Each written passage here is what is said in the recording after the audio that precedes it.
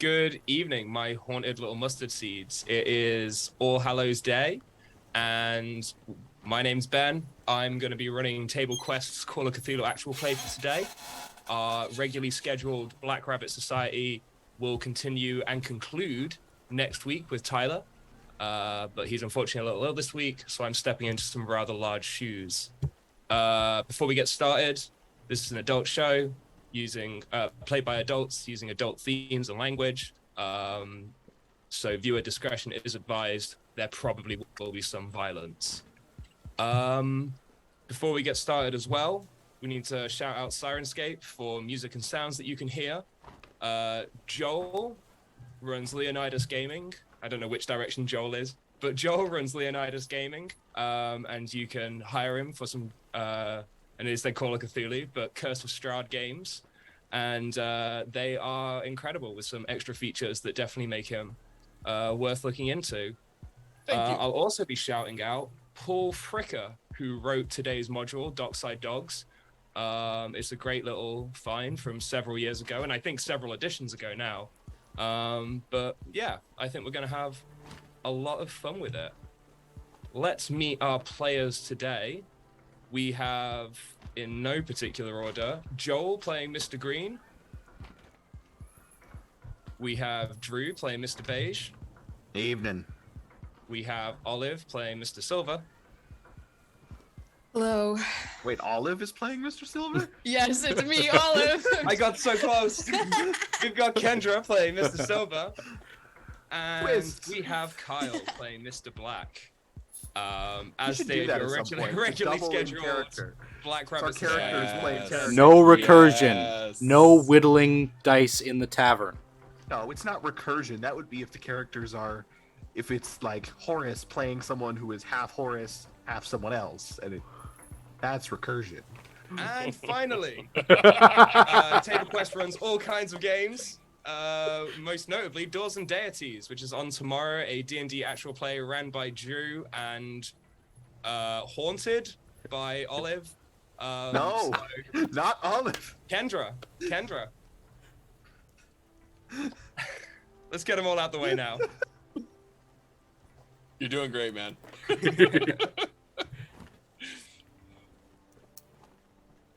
As we begin, we start on a stormy dockside. There is a line of abandoned buildings ending in a derelict warehouse made of concrete and steel. The night has this kind of stormy sounds to it, this wind howling and the rain hitting the concrete and the floor, and the sea crashing into this concrete dock. And that's all kind of being undercut at the moment by the sound of a screaming vehicle. It is a van driven by Mr. Silver and until now not mentioned Mr. Gray, another gangster that came on the job with you. They were being closely followed by Mr. Beige until a few minutes ago, and seem to have lost them. And as they come sort of screaming down this dockside towards the warehouse, which of you would be driving, Mr. Silver? Do you mean between me and Mr. Gray? Yeah. Probably myself, if I'm able to. Okay. So let's start this off great with a drive auto roll. As you kind of like hurtle up to this warehouse and just try to get into it as quickly as possible. Probably should have looked at my sheet before I answered that. Like but, once? It's fine. Yeah. Let's see. Way more fun to find out in the moment. is- Yeah. Oh, here it is. works in Okay. real life too. Good am I at Cool. driving? Cool. Can I Excellent. push? How would you push? Like going even faster. Just like pedal to the metal, maybe. I don't know. So it's a front wheel drive car. You got to correct Mhm. the oversteer by That's flooring. my Yeah. understanding of how vehicles work. Is driving faster Yep. really helps. Yeah, more It's more front-wheel gas to drive, it gain does. greater control. Yeah. So yeah, let's give us a push there.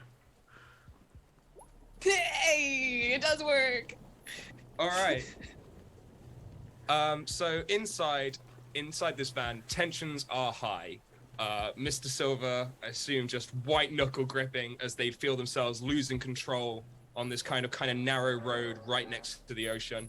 Nothing but a few bits of chain link to stop you and falling into this ocean. And you just kind of slam the pedal on, speed round, and just U-turn through these bay doors on the map here. I hope everyone sees that. These bay doors here, as you kind of just swerve in, they've been left open for you. Whilst you've been kind of tense inside the van, Mr. Gray has been fairly calm. They've been kind of making a few notes in a notebook. They seem to be like checking the clock on the van and just kind of like making a little note. They kind of grab the notebook and swing about as you speed into this warehouse. You kind of come slamming to a halt. Inside, you see there's basically a few small rooms off to one corner, and the warehouse is kind of separated into two by these large walls and a massive bay door that's open. In the side that you're in, with the van around here-ish, you can see that there's some tables and chairs left out, as well as some beers, some drinks, a couple of packs of smokes, and some playing cards. Just some things that have been left here to keep you tied over. Mr. Gray kind of puts the pen back behind their ear, puts the notebook down, looks at you, and is just sort of like, well, that was a little hairy, but this whole job seemed a little hairy. You're not kidding, but who made the decision to let her be the driver? The rest of you aren't in the vehicle at the moment. It's just you and Silver. Okay. Well, I always get the job done. But that job went bad. There were people shooting everywhere. That was a setup. Something went wrong there. Yeah, you're right. Who do you think it could be? I don't know. But this whole job just seems like something's wrong with it. He looks down at his notebook, makes another little note, giving you a bit of a side eye, and then tucks it away again. Well, let's get comfy. And Yeah, okay. And as I get out of the van with him, just to clarify, I'm very loyal to you. I would never betray you, and I'm just gonna trail after him while I'm just trying to get it on his good side. He does sort of hear this, and he sort of like nods, like, I appreciate that, and then goes over to the bay doors, and is just about to pull them closed when you hear the sound of another engine. Mr. Beige approaches in another car, and just let's get an actual state of how Mr. Beige is doing at this point. Well, assuming he's uninjured, he is living. He is uninjured, sorry. Okay, gotcha.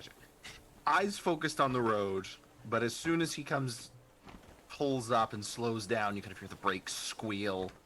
Comes in a little too hot. He just has a death glare, sweeping through, snapping to Mr. Silver, Mr. Gray, just slowly rolling into the garage. As you kind of roll in behind the van, Mr. Gray does then pull down the bay doors, and sort of goes up to your driver's side. He's like, did you see any of the others? Real professional stuff, eh? No. Lost him a while back. Sort of makes a tap in his notebook again.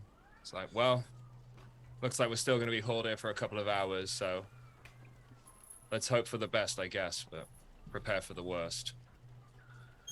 Oh, fantastic. Gets out, slams the door. Anybody got a smoke? There's some left on the table for us, but let's maybe ration if we're going to be here a while. He just immediately goes over. So, in my fluster of calling Kendra Olive several times, where did that name come from? I should go back just a little. Our group have recently done a job. They were hired for a job by a local gangster named Mr. King, a very powerful man in the area. They've all been hired, brought together, unknowing each other so far, although maybe some of them have seen each other around. But they were all brought together for this job, which was stealing this van and its contents, currently unknown. But they were asked to steal this van from outside of a museum, and we'll find out in a minute some of what happened, but essentially the job went bad. It appears that there were many police there when there was only supposed to be 2 security, and many shots were fired from both sides. So Mr. Beige, Mr. Silver, in your kind of like initial moments as you're getting into the warehouse, what's your feeling here? What would you want to do first?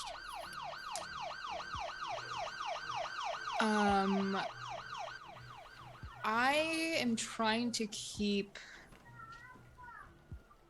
I feel like this is a very intense situation and very important job. So I think my goal is to just be on alert, but also just keep an eye on Mr. Gray, because I don't want him thinking I had anything to do with this. I'm a young kid, you know, this is one of the first big jobs I had, and I just, you know, just want to be on his good side and his good graces. Sure, I'd okay. like to make sure that all these doors and windows are secure. Sure, it's not on the map, but there is like kind of like a upper mezzanine that kind of like goes around the edge of the warehouse. There's sort of some high windows up there.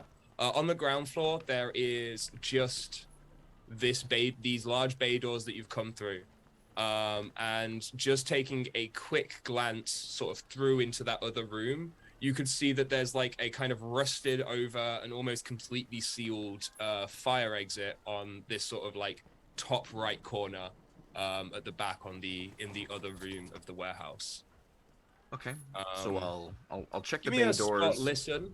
Give me a spot listen just to kind of like get a feel for, I don't know, breaches in the security, if you will. So sorry, a spot hidden? Spot hidden, I did mean that. Hard success. Brilliant. Okay.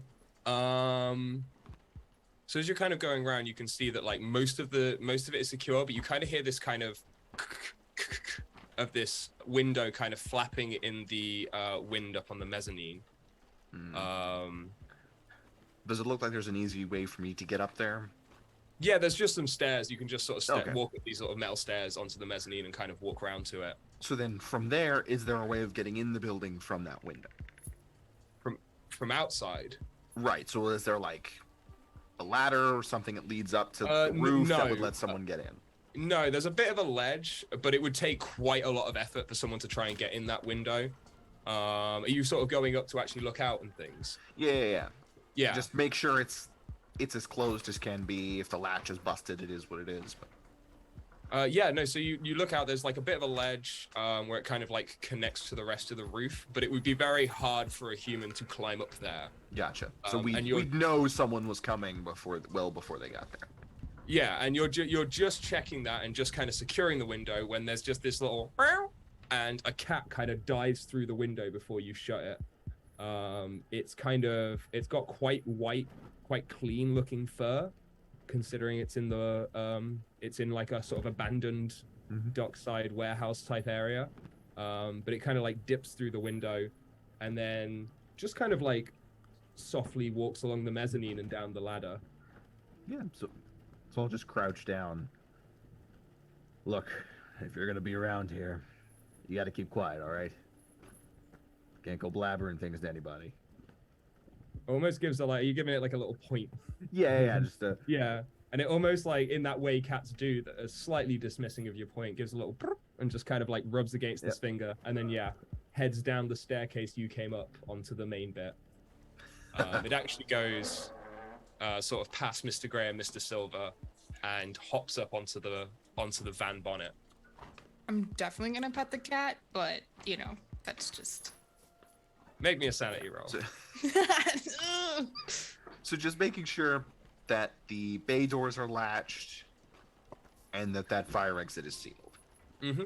And yeah, That's all the good. fire exit, I don't think you could get that open if you wanted to. It's not particularly fire safe.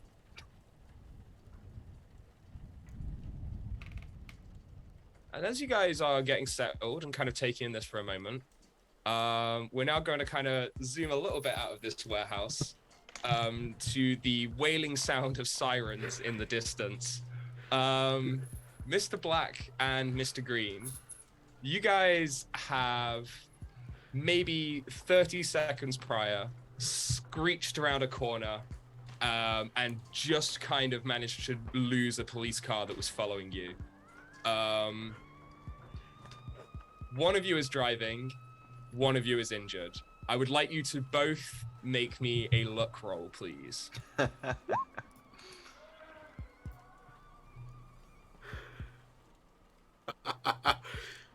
Okay.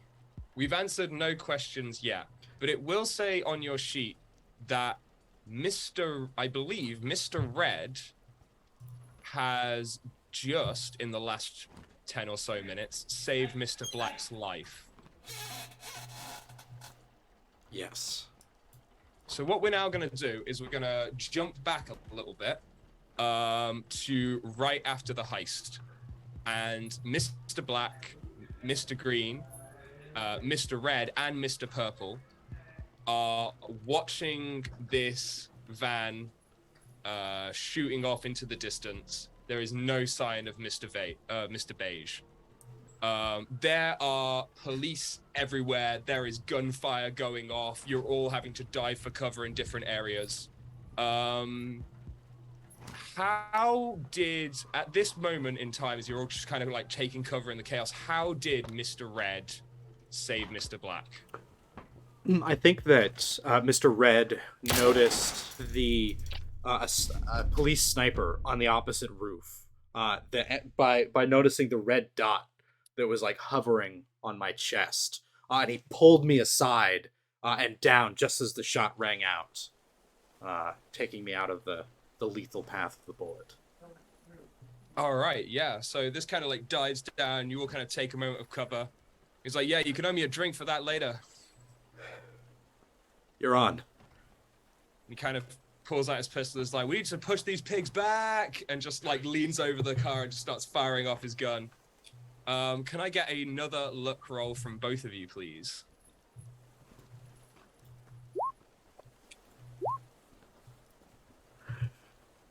Mr. Green really saying no today. Just say no to bullets. No to bullets. I don't like violence. What can I say?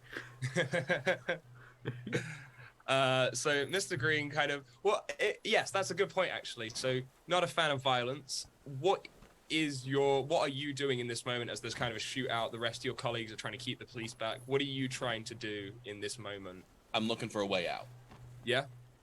Okay, let's actually start that with a spot hidden roll.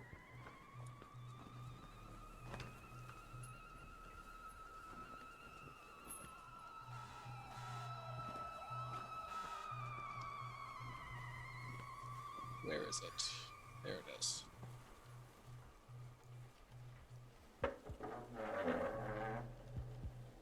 Okay, so as the other three are just sort of firing to the police, trying to keep them back, Mr. Green kind of heads over in the other direction and just sort of spots that as they're starting to block off roads in the further area, they haven't got to one alleyway yet.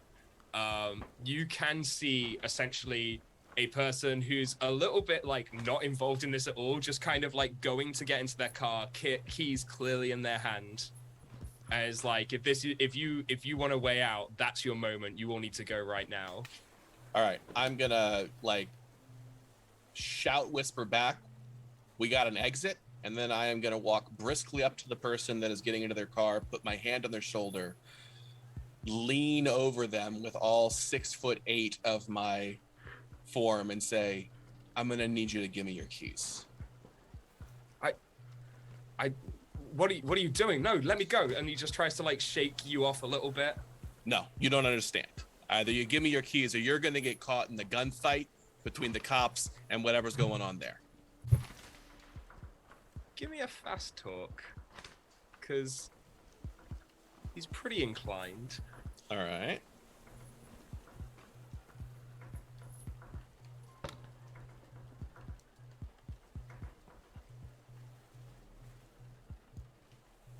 I can find it on here. Where is it? If not, I'll accept persuade. There we go. Because that may have been one of those ones that are lost. I got it. I found it. Editions. Okay. Jeez, what is with my dice Goodness. today? It rolled twice. This guy, this guy kind of like goes to shake you off for a second, and then I think this sort of dawning of realization on the situation he's found himself in this morning. He was popping to the bank, he was grabbing a few groceries, and now it's life or death. I'm in the middle of a police gunfight. Just, oh, Lord, no, and just kind of throws the keys at your chest. They kind of bounce off you. You don't move at all, and he just bursts under your arm and disappears up the street, just screaming, All right. help me, please, anybody. I'm gonna get in and start the car. Are they coming? Okay, Mr. Black, Oh, Mr. yeah. Red, Mr. Purple, you all kind of see your moment, and in fact, Mr. Red and Mr. Purple's like, well, I guess it's 2 for 1. You go first, we'll just keep him suppressed for a second, and screams at Mr. Black to just go, go, go, go. I go. All Come right. on, let's go. We got to get out of here now. Kind of blindly As that firing kind of up into the firing- air. Yeah, you're just running, and just as you get to that car, Mr. Green's already putting on the accelerator. You just suddenly feel a very hot pain in your lower back, like you just pulled a muscle or something like that. And then you kind of slump forward into the car, and Mr. Green, as they're taking off, kind of turns around and realizes you have been hit. 4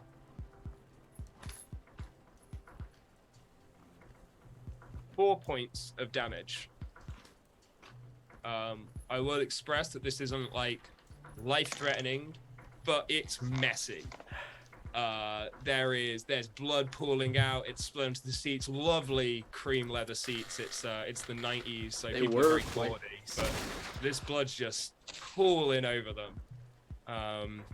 As Mr. Green just kind of speeds off through the last remaining road without a roadblock, and Mr. Black, you're just trying to stay conscious in the back. You look like you jumped in front of a bullet back there, huh? I feel like it too. Yeah, that makes sense. Put some pressure on it. Yeah, I can't quite reach. I'm just gonna press into these nice leather seats real hard. I mean, I don't care. They're not my seats. Drive it like you stole it, eh? So it is Mr. Green driving and Mr. Black injured in the back. It's now 10 or so, 15 minutes later since that interaction. You've lost a little bit of blood. You're feeling a little pale. You're feeling a little dizzy. And have barely noticed the crashing waves that Mr. Green is now driving alongside as you come up to this warehouse. You arrive at the warehouse, Mr. Green. The bay doors are shut.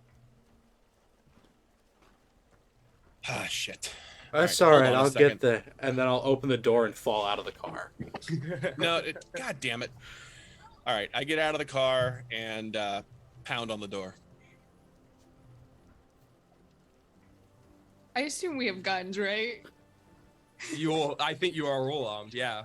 Okay, yeah, I pull out a gun and I aim it at the door. And I look to Mr. Beige and Mr. Gray and just kind of like... Okay. Mr. Grant, Could you just get out of the way so we can get in? Mr. Green, just open the door. That sounds like them.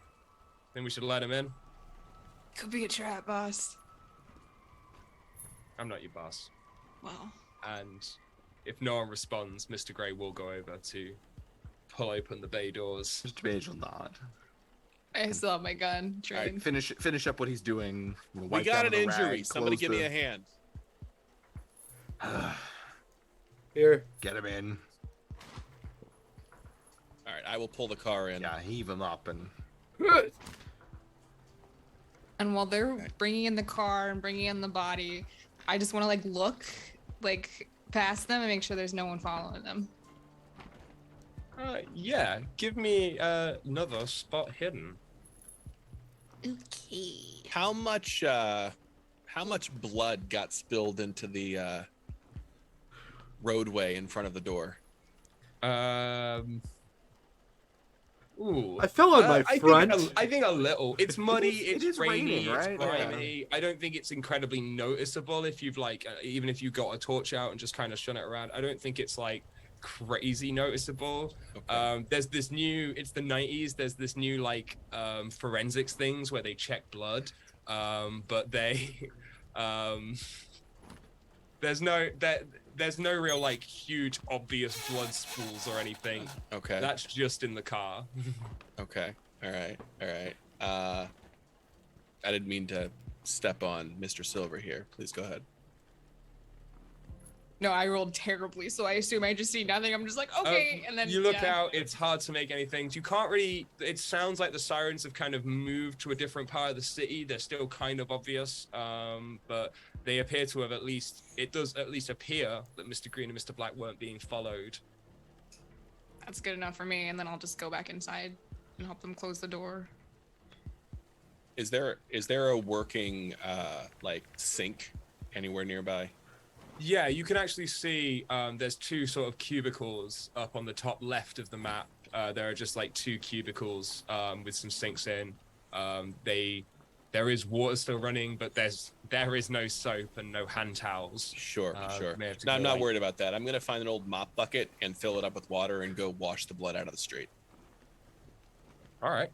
Yeah, sure. So Mr. Green kind of gets working on that. Meanwhile, kind of- Mr. Gray will kind of do a little count and be like, "Where's red and purple?" Red and purple were gonna hold them off while we got away. They didn't do a very good job. Yeah, the whole thing's a shit show, so I don't know what red and purple were doing, but not their job. That's all I can tell you. They just about nicked us. Gray kind of makes another. Just about, yeah. If it wasn't for a good Samaritan just outside the building in the alleyway, we wouldn't be here right now. Good Samaritan Ooh. with a good car. What does that mean? Yeah, nice leather seats. Did you see that? Oh, you I stole. would like to, after putting Mr. Black on somewhere to sit down, I will go over and unscrew the plates off of the car they stole Yeah, sure. and chuck those. Just clattering into the warehouse. Into the ocean, put it- right? I'll put it. Into the ocean. That's what I was thinking. And also, Mr. Like, out Black a is still window, right? bleeding. Yeah. I'm gonna go check on him and I- give you first aid. I'm Bye. like getting up out of the chair to be like, "There's got to be a first aid kit in here somewhere," and like stumble over Mr. towards Black, the Mr. Black, office. please. Would Take I a have seat. I'll would help I have you. a first aid kit in my car? There are a few small. I guess there's like a small first aid kit on the table. It's not exactly. This wasn't planned, so it's not exactly well stocked, but there should be enough to at least keep his death at bay for a while. That's what we're looking for, right? We love that. So yeah, if somebody wants to help Mr. Black and give them a first aid roll. I will if nobody. Mr. Black, I care about you. I don't want you dying on me, buddy. Thanks, pal.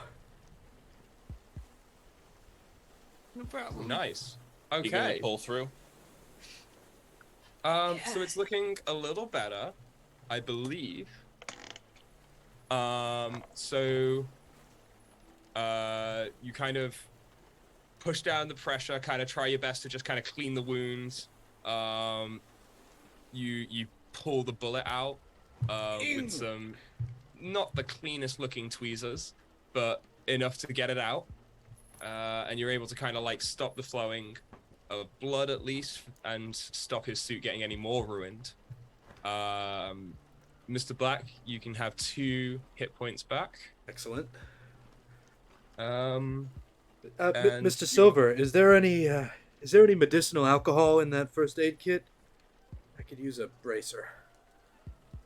Yeah, I'm sure they left behind some medicinal alcohol in the first aid kit Oh, when they jeez. were Here. abandoning this warehouse. Here, I hand him a flask. Thanks. Ah. All All right. right, now give it back. Yeah, here you go. Right. It's Raymond all over again. I think I got some opium in the trunk. No. I don't touch the hard stuff before dinner. All right. So, like I said before, when the first you arrive, which is to reiterate, you're kind of in this abandoned warehouse. You've got this kind of, it's kind of separated into, it's quite large, but it's separated into this kind of 2 rooms with this big open bay door, but in the center there's no shutter. It's just kind of ripped away. There's just a big hole in the wall. On this side, there's a bunch of empty pallets, some empty shelving units, and obviously the mezzanine. And on the other side, just from a glance, it appears that there's a few large objects with sort of like big kind of like sheets, maybe the wrong word, but some kind of like covering over them. And yeah, it's rusty, it's dirty, it's unclean, but it is out the way.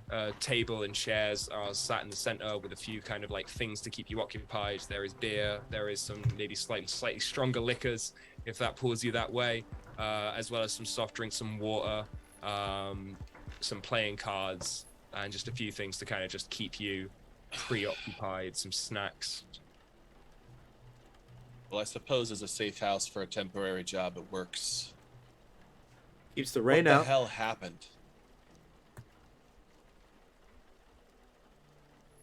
That's a good question. They were all over us from the start. I mean, how did they know we were even going to be there? That's exactly my point. How did they know?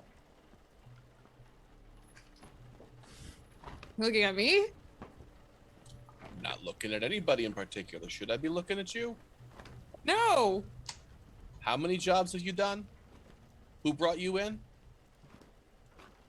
I mean, I like kind of puff out my chest a little bit. I've done jobs. You've done like you work at McDonald's. You've done jobs. What's wrong with McDonald's? It's Yeah, a that's what I perfectly good thought. profession. Mm-hmm.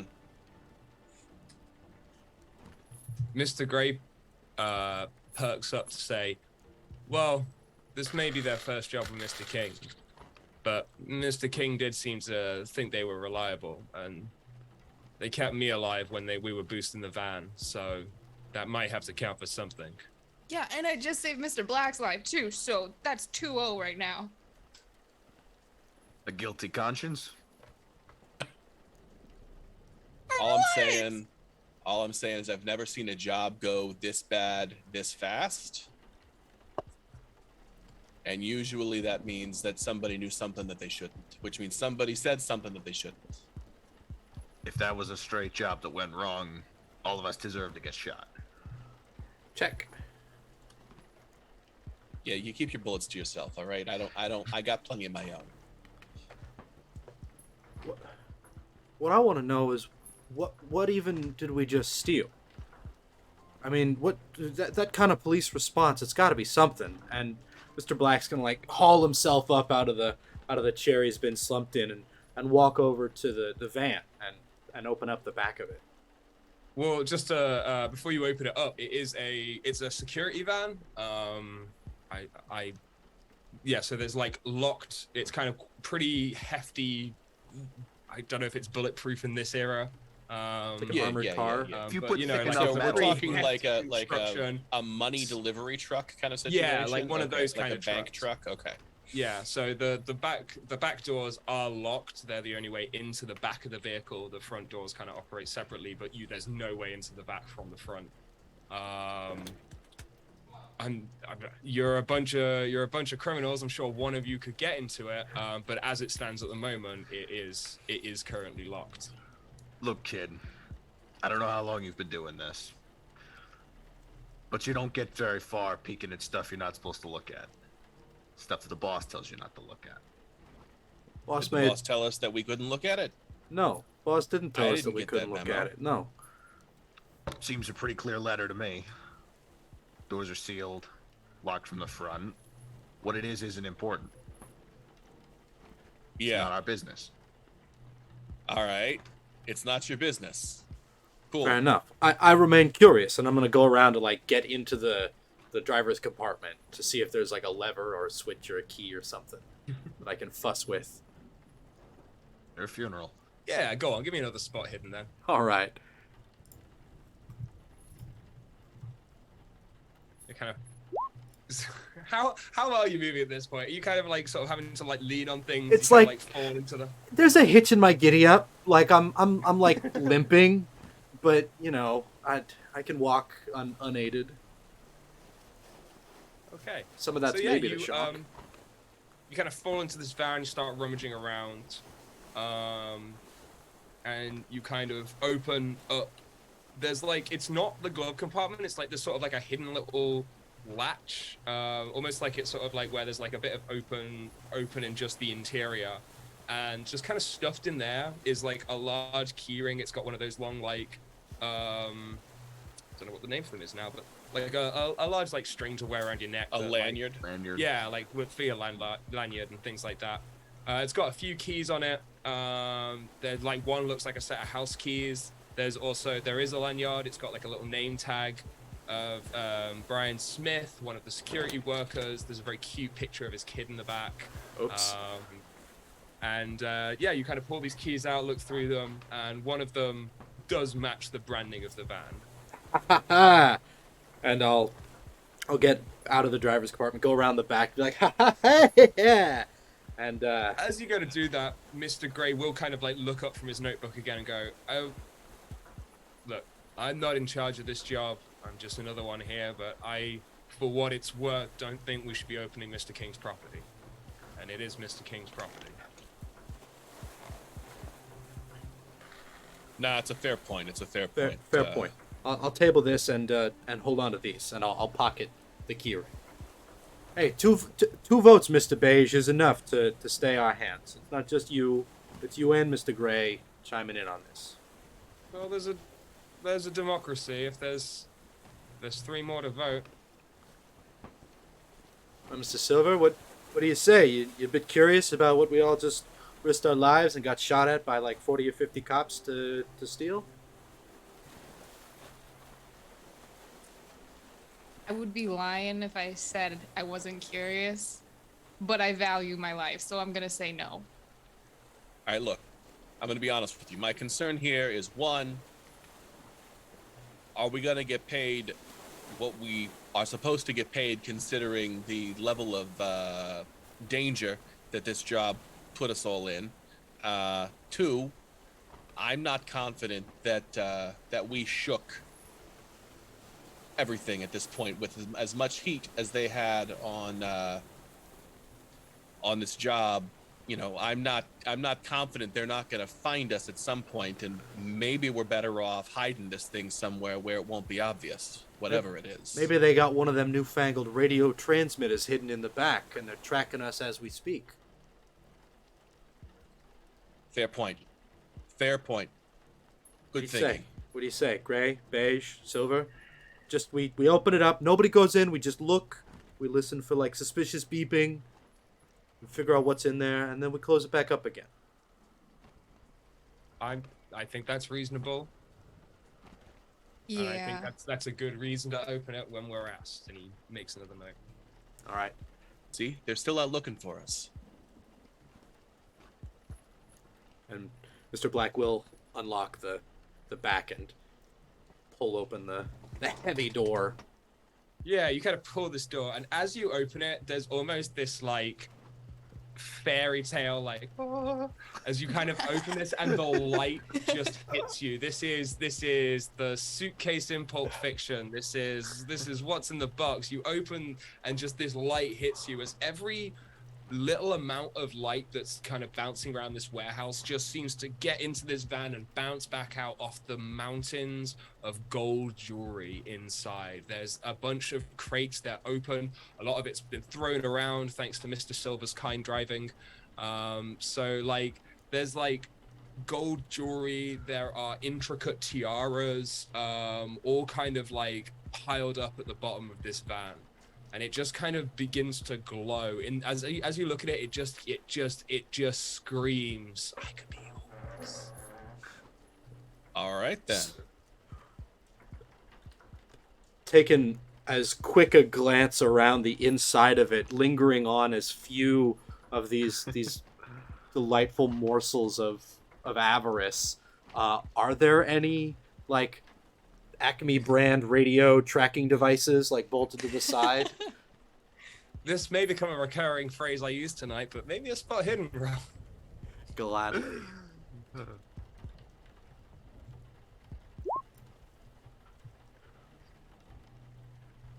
You will have to kind of spend a few minutes, as much as you don't want to look at the pretty things. They're you have to kind of like get in a little bit, just kind of like test the walls, just see how the van's built, but it doesn't seem so. You can't say with 100% certainty, but it seems fairly likely that this van isn't being tracked. Also, the plan was to steal the van. That was always like the intention of the job. So you at least feel like a little bit of confidence Mr. King would have done his homework. It's very unlikely that there'd be that he'd want you to sit on a tracked vehicle for several hours while you were waiting to get picked up. All right, my curiosity is satisfied. I'm gonna now lock it and shut it and lock it again, everybody. And put the keys. Well, maybe one person shouldn't hold on to the keys. Maybe we should put it in You wanna plain sight split the so everybody knows our intentions here. Okay. Here. I'll give you half the key. No, What? that's That a good. doesn't make It's a good sense. point, Mr. Silva. And Mr. Black will kind of hobble over to the table in the center of the room, and just kind of put it down and pull a switchblade out of his pocket and spike it to the wooden table through the key ring, so that it's like affixed. And then pick up a pack of smokes, take one, pocket the rest of the pack, and anybody got a light? Yeah. Nah, man, those things will kill you. Thank you. Yeah, bullets, right? Thank you.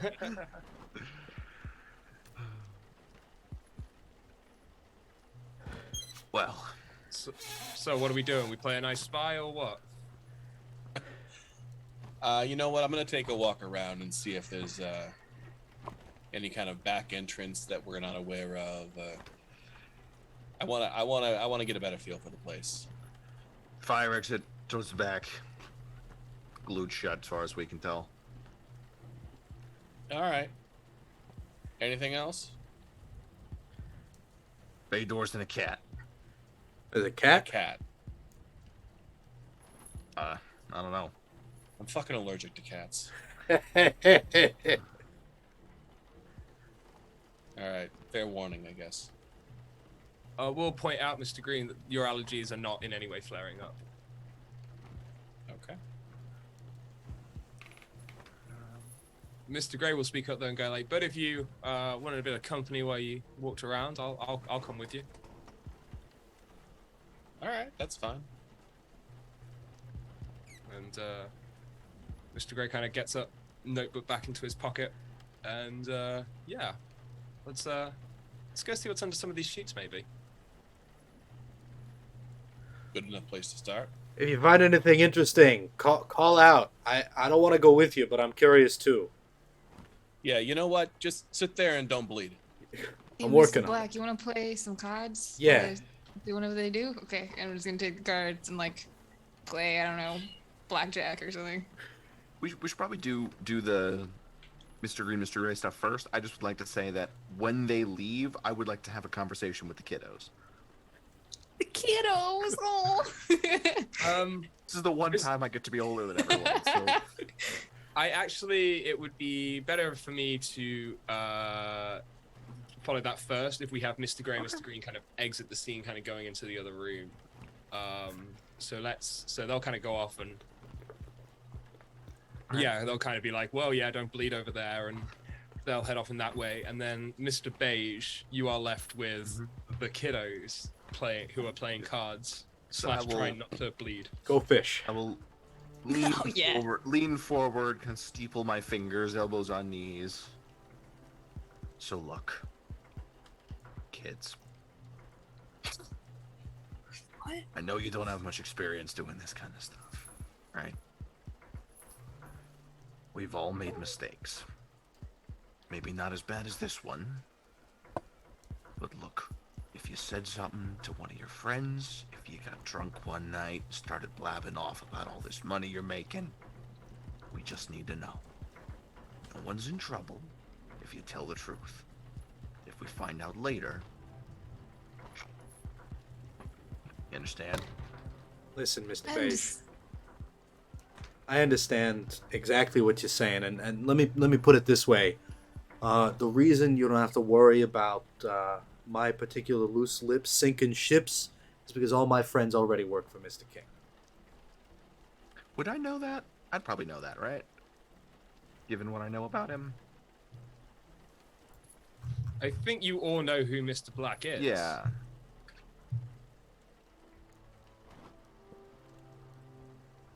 And I'm sure he can name drop if he'd like to. Fair enough. Mr. Silver. Listen, you think I'm stupid enough to give up my entire future and on my first job immediately sell out one of the biggest, criminals in the city? You think I'm that dumb? I'm the one who got the van here safely. Put my ass on the line for all this. So you'd be the one to make the call. Tell him where we are. Maybe you panicked, like I said, guilty conscience. I know You're I'm freaking new. out right now. You don't know what to do. Mr. Beige, Like you you said, seem your first job. You've never done this kind of thing before. you seem pretty intent on flushing out some kind of quarry, Mr. Beige. Are you perhaps doth protesting too much? Yeah, who's to say maybe you're not ready for an early retirement? One since you're last so big old? score Mm-hmm. for some snitch money? Yeah. You would know who to rat us out to. You've been in the game longer than any of us. Mr. Purple, though he is not here. Perhaps some others have heard some things, but I've been caught before. Due to some other people's stupid decisions. You can ask him, and anyone else are old enough around that time, what it would take to get me to rat somebody out. You notice the scar, like along the side of his face.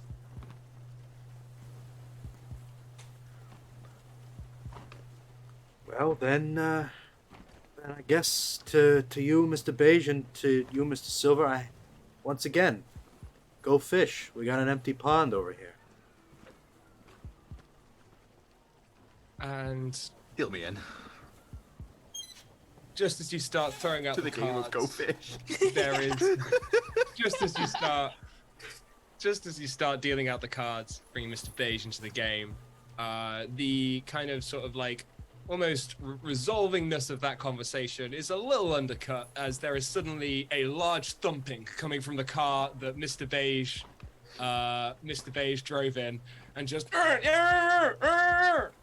and we'll now cut to the other room.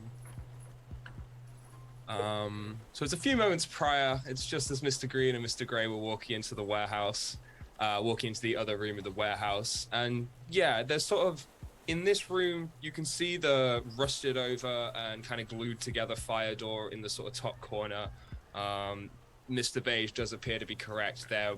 It doesn't look like it could be opened without a great deal of effort. It definitely isn't safe in the case of a fire. There's a few kind of like broken pallets just kind of like piled up, and there are these two large objects that appear to be sort of covered in sheets. Mr. Grey kind of looks around and is like, huh. Well, I guess we all find somewhere to rest at the end, don't we? Kind of runs his hand along some of the sheets. Some would arrest at the end. It's too big to be a coffin. What do you mean? I think these are the bosses. I don't think he's got any use for them anymore. No. Like he collects them? I don't know. The boss owns a load of these places. Some of them he uses for things like this. Some of them he needs to store his old assets. Nah, man, that's urban legend bullshit. I'm gonna look underneath one of the covers. Which one? The square or the kind of pointy one? The pointy one. Yeah. So you kind of, you can dramatically pull this down. It is a rusted old boat. It's kind of it's seen better days. Maybe it would float, but there may be some hull damage or things like that. It's definitely not been out on the water for several years, as evidenced by the spider webs covering it. Yeah. But just as you're taking it in, it does almost seem like something kind of like ducks under into the hull, I guess. Just sort of ducks below the kind of the top of the ship as you're like pulling the sheet off. Did you see that? I didn't see anything. This boat's seen better days though. Yeah, but there's somebody up in there. Mr. Gray takes you seriously. He kind of like shows where he's got his gun and kind of like looks for a second. I will unholster mine as well and hold it by my side. You want to check it out? I think we need to. I don't know who the fuck that was. All right, I'm backing you. You first. And he kind of like starts to pull his gun out really slowly. You can tell he's trying to be really quiet. All right, I'm gonna walk all the way around the boat. Is there only one ladder up? Yeah, but it's not the biggest ship in the world. I think with a bit of a, you could just kind of like jump on it pretty quickly. All right. All right, he was over there. Can you? Yeah, he get kind of in indicates. quietly? He kind of indicates he's gonna like go around, but he's trying to keep his voice down. I'll come for this. We kind of like start to pace away from each other. Mhm. Three, two, one, go. And then yeah, he kind of counts down. Are you jumping up? Is he jumping up? I'm gonna go up the ladder Okay. and have him jump in All right. Yeah. from the opposite side. So he kind of goes to jump up as you start like climbing up the ladder. Are you trying to do it quite fast to kind of surprise this person? Yeah. Yeah. So you kind of like throw yourself up this ladder. Mr. Gray, you kind of see his hands jump, and then he kind of fumbles it. He kind of slips off again, and then kind of jumps up. But as he's up, as he's starting to pull himself up, you've already got into the boat, and you can see at the other end of the boat is a small child. They're maybe 4 or 5. They're sat sort of huddled into the boat, and they're holding a little toy boat. And they're kind of like looking at it for a second, almost absent-minded of their surroundings, the fact that you're there, the fact that you're armed. And it's just kind of like, as children do, just sort of finding that moment to play. So kind of just looks at this boat for a second, and then looks I up will at you. immediately put my gun away. And as you do so, he looks up at you. And he's like, "Are you gonna go?" Hey, little man. What are you doing here? And he kind of like gets up and he sort of slowly starts walking towards you. Like, are you gonna go? And he holds out the boat to show you. Gonna go where? Go across the lake. In your little boat there? Yeah. Maybe. Yeah. Which lake are we talking about? You need to go. It's the point. That's why you go. And he's like really holding you out to take the boat now. Like he's really holding the boat up to you. Okay, so Can I get any kind of a read on what the deal is with this kid? Like, does he have a learning disability? Like, what's the situation here? It's just a random kid in the middle of an abandoned factory. He's 4 or 5. He definitely looks out of place. He looks dressed wrong for the time period. Okay. Like, How wrong? maybe it would be maybe 4 or 5 decades old clothes kind of thing. They're not old on him, but Sure. But like 40s and 50s type stuff. yeah. And what about the boat? Does it look like, what does it look like?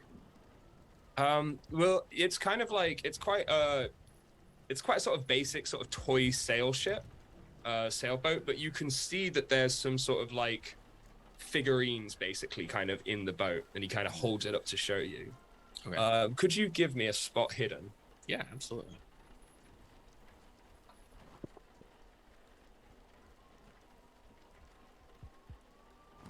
And actually, could you also give me a sanity? Absolutely. Oh, that one I failed. Oh, man. Oh. Oh.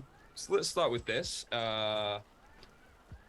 You will take 4 points, 4 sanity points. Okay. But as you kind of look into the boat, you can see that there are 6 figures. Each one of them looks incredibly similar to the people doing the job.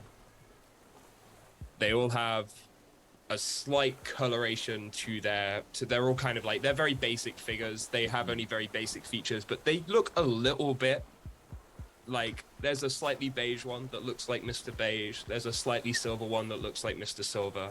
There's a slightly green one that looks like Mr. Green. There's a black one, a red one, and a purple one. Stood at the front of the boat is a grey one in a yellow coat. And as you're kind of looking at this boat and seeing this, you finally hear the, oh, Jesus, and Mr. Grey kind of pulls himself onto the boat. Ugh. What did you see? Was there anything there? What was it, like a raccoon or something? I look at him as he pulls himself up. I'm like, put away the gun. And then I look back at the kid in the boat. You're holding a boat. There's no kid there. I'm holding the boat. Mm-hmm. Does it look like this boat? No. Okay. Yeah, I don't know. I thought I saw a kid. You're right, man. You look like you've seen a ghost. Huh. No, I don't believe in ghosts. That's just people trying to explain things they don't understand. But there's like a toy here, so I think that somebody's squatting or something in the boat. Strange. Yeah, here, look at this. This guy kind of takes it off you and looks at the boat himself. That is a little odd. And you seem, no offense, you seem kind of shaken from it. I don't know what you're talking about. Here, give me that back. I got a nephew. He pauses for a second, like kind of considering it, and then he holds it over. He's like, but you should believe in ghosts, Mr. Green. They're not always the kind of monstrous creatures or these things that wish us ill. Sometimes they're echoes of a life, echoes of the different lives that we lead. Ghosts aren't always physical. Sometimes they're in the pages of the diaries of our loved ones. Sometimes they're just sitting in the back of our brains when we next think about them. A ghost isn't always the worst case scenario, you know? Sure. You really enjoyed that intro to philosophy class you took, huh? Yeah, sometimes I like to think about the things we don't understand. You know, I like to. He shakes his notebook. Document it. You know. Yeah, but I noticed that you've been writing in your book there a lot. What are you keeping tabs on us for Mr. King? What's going on with that? It's just a little hobby of mine. Would you care to have a look? Yeah, I think I would. I feel like this. Something feels off about this night, and I think it's really important that you keep this safe. Unless, if something were to happen, this needs to be kept safe. Your notebook? Yeah. And he holds it out to you. You don't think you can keep your notebook safe? I'm saying that everyone's getting itchy. Yeah, well, the job went about as south as it could without us completely shitting our pants, and you're sitting there in the corner looking at all of us like you got something to find out or write down, and then you're scribbling in your book. Like, that doesn't help, man. Mr. Green, I've got nothing to hide. What did you write about me? I saw you looking at me when you were writing in there. Trust me, look for yourself. All right, I will. Take the notebook, start flipping through it, looking for anything about me. Yeah, could you give me another sanity roll, please? Awesome.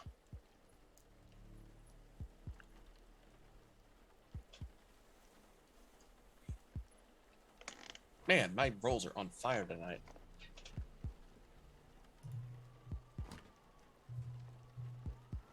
Great. Okay, so that is... You'll still take damage, but it will be half damage, or half sanity. So just lose a single point of sanity. As you open up this diary, and you begin to flick through it, you are greeted with the text, Dockside Dogs. It is written in script format, and it begins with the warehouse. It begins with exterior warehouse, stormy night. As you read through it, the same things happen. The Mr. Silver and Mr. Gray arrive in the car. Mr. Beige arrives in the van. Mr. Beige arrives in the car. There's a few minutes of interaction. There's the dialogue. There's the scene descriptions. Mr. Black and Mr. Red. There is the flashback of Mr. Black and Mr. Red. Not that you experienced that personally, but that's written there. As you keep flicking through it, you get to the point you're reading about the other characters in the other room playing Go Fish, and finally you read Mr. Gray hands you the notebook, and Mr. Gray hands Mr. Green the notebook. Mr. Green begins to flick through the notebook, and his eyes widen at what he is reading. As he looks up from his notebook, and you're reading this, as he looks up from his notebook, he finds that Mr. Gray is no longer there. And as you look up from your notebook, Mr. Gray is no longer there. I am going to pull my gun again and look in every possible direction. The unfortunate thing about that is as you kind of like look up and pull your gun out, you hear the banging of, it sounds like someone's car boot banging in the other room, and then all the lights go out. And that is a good point for a break. So thank you viewers for watching, and if you could join us all in about 5 to 10 minutes. Hello, and welcome back to Table Quest's one-shot of Dockside Dogs. We have just had a few spooky things happen, so let's kind of go over the last few minutes. Mr. Beige, Mr. Silver, and Mr. Black have been in one side of the warehouse where they are all waiting after a job gone bad, just playing some cards and talking about the fact that something seems off about this job. Maybe someone is off about this job. That conversation was slightly interrupted. Actually, let's come to that in a second. Meanwhile, while that conversation was happening, Mr. Green and Mr. Gray headed off into the other room. They saw a small child, which suddenly disappeared, and then Mr. Gray handed Mr. Green a notebook which contained a script of everything that had happened so far. The last line written so far in the journal was, Mr. Green then looks up from the notebook to discover Mr. Grey is no longer there. And I drew my gun, and then the thing and happened. then there was a Right. banging noise from the sound of like a car being hit, of just banging, just and then the power went out. And it's at this moment that I'll need Joel to just take his headphones out for just a moment.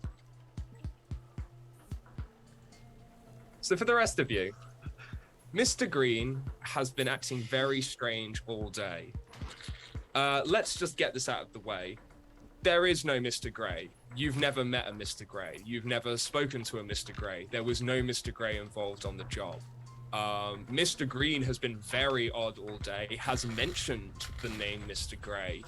And he's been really weird. He's been writing in a notebook all day, as far as you've been aware, and just kind of keeping notes on everything. None of you have really seen what he's writing down, but he has just sort of been keeping a notebook to himself the whole time. A few minutes ago, he wandered Mr. off on Green his own. has? Mr. Green has, yeah.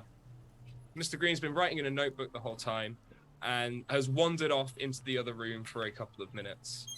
But yes, there is no Mr. Grey, and there never was a Mr. Grey. So did I arrive to this warehouse by myself then? Yes. Okay. So, try to give a thumbs up to Joel. You are welcome back.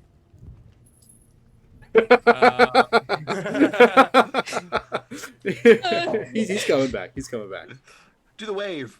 It's gotta go Kendra, me, Kyle. Me, and Joel. And so, yes, we return to the warehouse in media res. Mr. Green is in the other room. He's shocked. He pulls his gun out.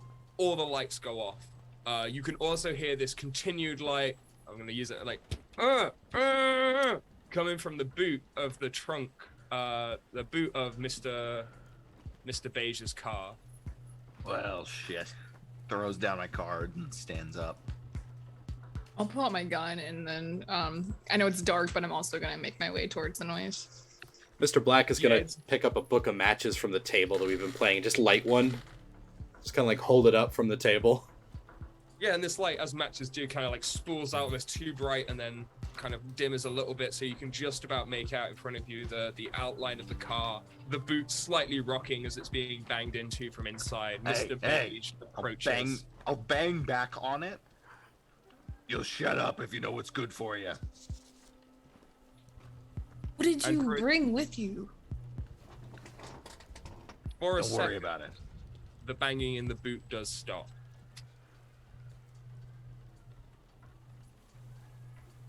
Who is in there? There's nothing to worry about. I'm worried. Yeah, who the fuck is this guy? Somebody who got in the way. Well, is this whoever owned the car? Not quite. What does that even mean? Like I said, it's not a problem. Don't worry about it. It's all in hand. He's secured. That's what's important. Mr. Black, do you know anything about this? I don't. I don't. Mr. Beige, why is there somebody? Why is there somebody in the trunk of your car? Like I said, they got in the way. Let me out! You're gonna be in so much trouble when I get out of here. They're gonna find me, you know that. What's your name, up. Mr. No, don't. What's your name? Tyler. Tyler, everything's gonna be all right. You just shut up and don't make any noise, and you're gonna be okay. Mr. Green, just for the record, you are welcome to walk back into the scene at any moment. It's still pitch black, right? It is, yeah, and you are actually still on top of a boat. Okay, so just to be clear, while you all are trying to talk with this guy, you do hear me in the other room go, "What the fuck? What? Who turned off the goddamn lights?" It's a power outage. Bullshit. Mr. Gray's playing some kind of mind game. Who? This shit again. Who the fuck Right. is Mr. Gray? Yeah, sure he is. Uh-huh. We don't care what your imaginary friends do. Just get in here. The hell are you? Figure out what happened to the lights. Go find the power box. And I'm going to try to climb out of the boat. I'll just throw my hands up, step away from the car, and you can deal with him, and I'll go see about finding a breaker. Beige. Keys. He'll walk over and unlock the trunk, Thank you. and then keep his keys. I am not giving you my key. So so is it not as dark in their side of the? Mr. Black is building? currently holding a match up, but Okay. it's rapidly approaching his fingers. Okay. I'll like do a light one from the other and just like slowly burn through our match supply. It's a fresh box. You've got 50. Right? And is it dark outside? Yeah, it's quite late now. You're due to be pick up. You're due to be pick up around like midnight. And it's now about 10ish or so. Okay. So it's fairly dark. There's not really any clouds in the sky. Well, there's not really any stars in the sky. It's very cloudy. It's very stormy. So there's not much to light up the outside apart from the odd flickering distant warehouse light. Okay. Do I remember there being a fuse box anywhere for my previous haven't- inspection? You haven't seen a fuse box directly, but it's as you can't see one out in the open, like it's likely that most of the wires feed from the office, so maybe that's a good place to check. Yeah. I'll head in that direction. A couple of clarifying points.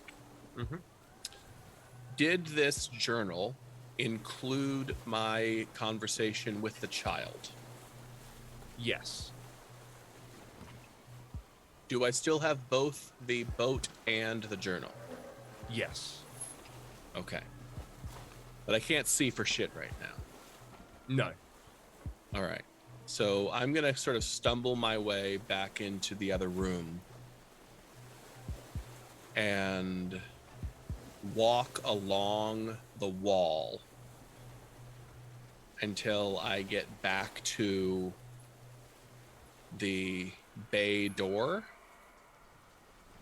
Just trying to use it as a orientation point. And then I am going to try to make my way to the armored vehicle. Yeah, once you get through into the other room, obviously you can see Mr. Silver and Mr. Black are kind of next to Mr. Beige's car, by the sounds of it. Mr. Silver with their gun drawn, I believe. Mr. Beige is currently heading towards the office. You can just about make out their silhouette heading towards the office from Mr. Black's match that they're just holding up above. Okay. I am going to try to move stealthily. Okay. From the other players? Yes. So, yeah, okay. Yeah, I believe it's a stealth roll. Yeah, there is a stealth option. yeah. And I don't know how that works, if I'm rolling against something or what that works like, but I'm not going to be looking because I'm heading in the other way towards the office, if that helps. Yeah, to be Okay, fair, I'm distracted with the trunk as well. Yeah, Mr. Silver and Mr. Black, I maybe would do. I'm not double sure of this, but would you make a spot hidden just as something to roll against, as there's not passive perception, or? Yeah, I'll make a. I think Mr. Black has had an idea, and he's not moving towards the trunk while this is happening. He's going towards the main of Mr. Beige's car. So Okay. he's like probably got the most head up, like looking around, going on. So Sure. So I'll have a stealth roll from. Oh, oh.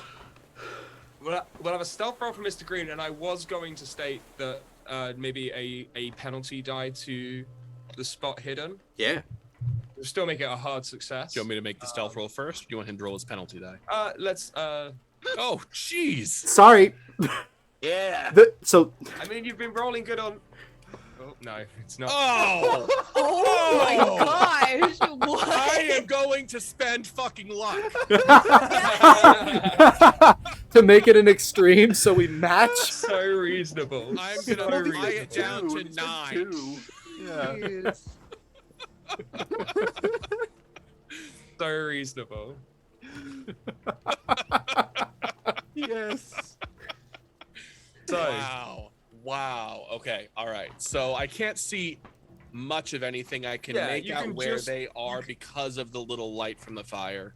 yeah, so you Okay. can kind of like, well, you can make out where they are. Yeah. You can't make out the sort of edges of the warehouse, and if you Right. kind of stay towards the edges of the wall, you find you're able to kind of like, I guess go around the make use of this map, but maybe go around the back of these pallets and kind of along the wall. The Yeah, that's what van's I'm here-ish, so you going kind of for. call around. Whereas the car's like maybe here, close to the table, which they're kind of focused on right now. Okay. So the first thing I'm going to do is I'm going to go and find the whichever door is furthest away from them on the armored vehicle, whether that's the driver's side or the passenger side. I'm going to go to that door.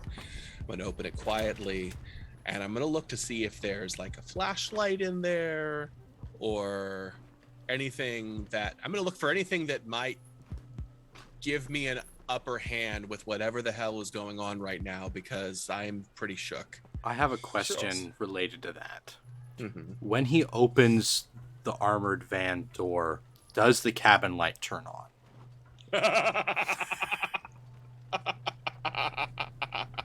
That's a fair question. In the spirit of yes and, I believe it does now. Which it wouldn't have before. It'd be a trunk light, I right? was busy dealing with, I don't know what country we're playing in. I don't know which side the steering wheel's on. But like, It's in the middle. yeah, it's just It's on the correct side. one of those Wallace and Gromit ones where it just slides from side to side. Like, but no, It's actually a so- one-seater I'm like so race sorry car to that have robbed just- you of that, Mr. Green. Because I also was going to say that yes, there almost certainly would be a flashlight in there. You kind of That's throw up what I the figured. side, and you kind of open the door quite quietly. No one really notices the door opening, and then you sort of, as you get the door open to a certain amount, just ready to kind of lean in, just and The this light like comes light on. turns Right. on. The thing.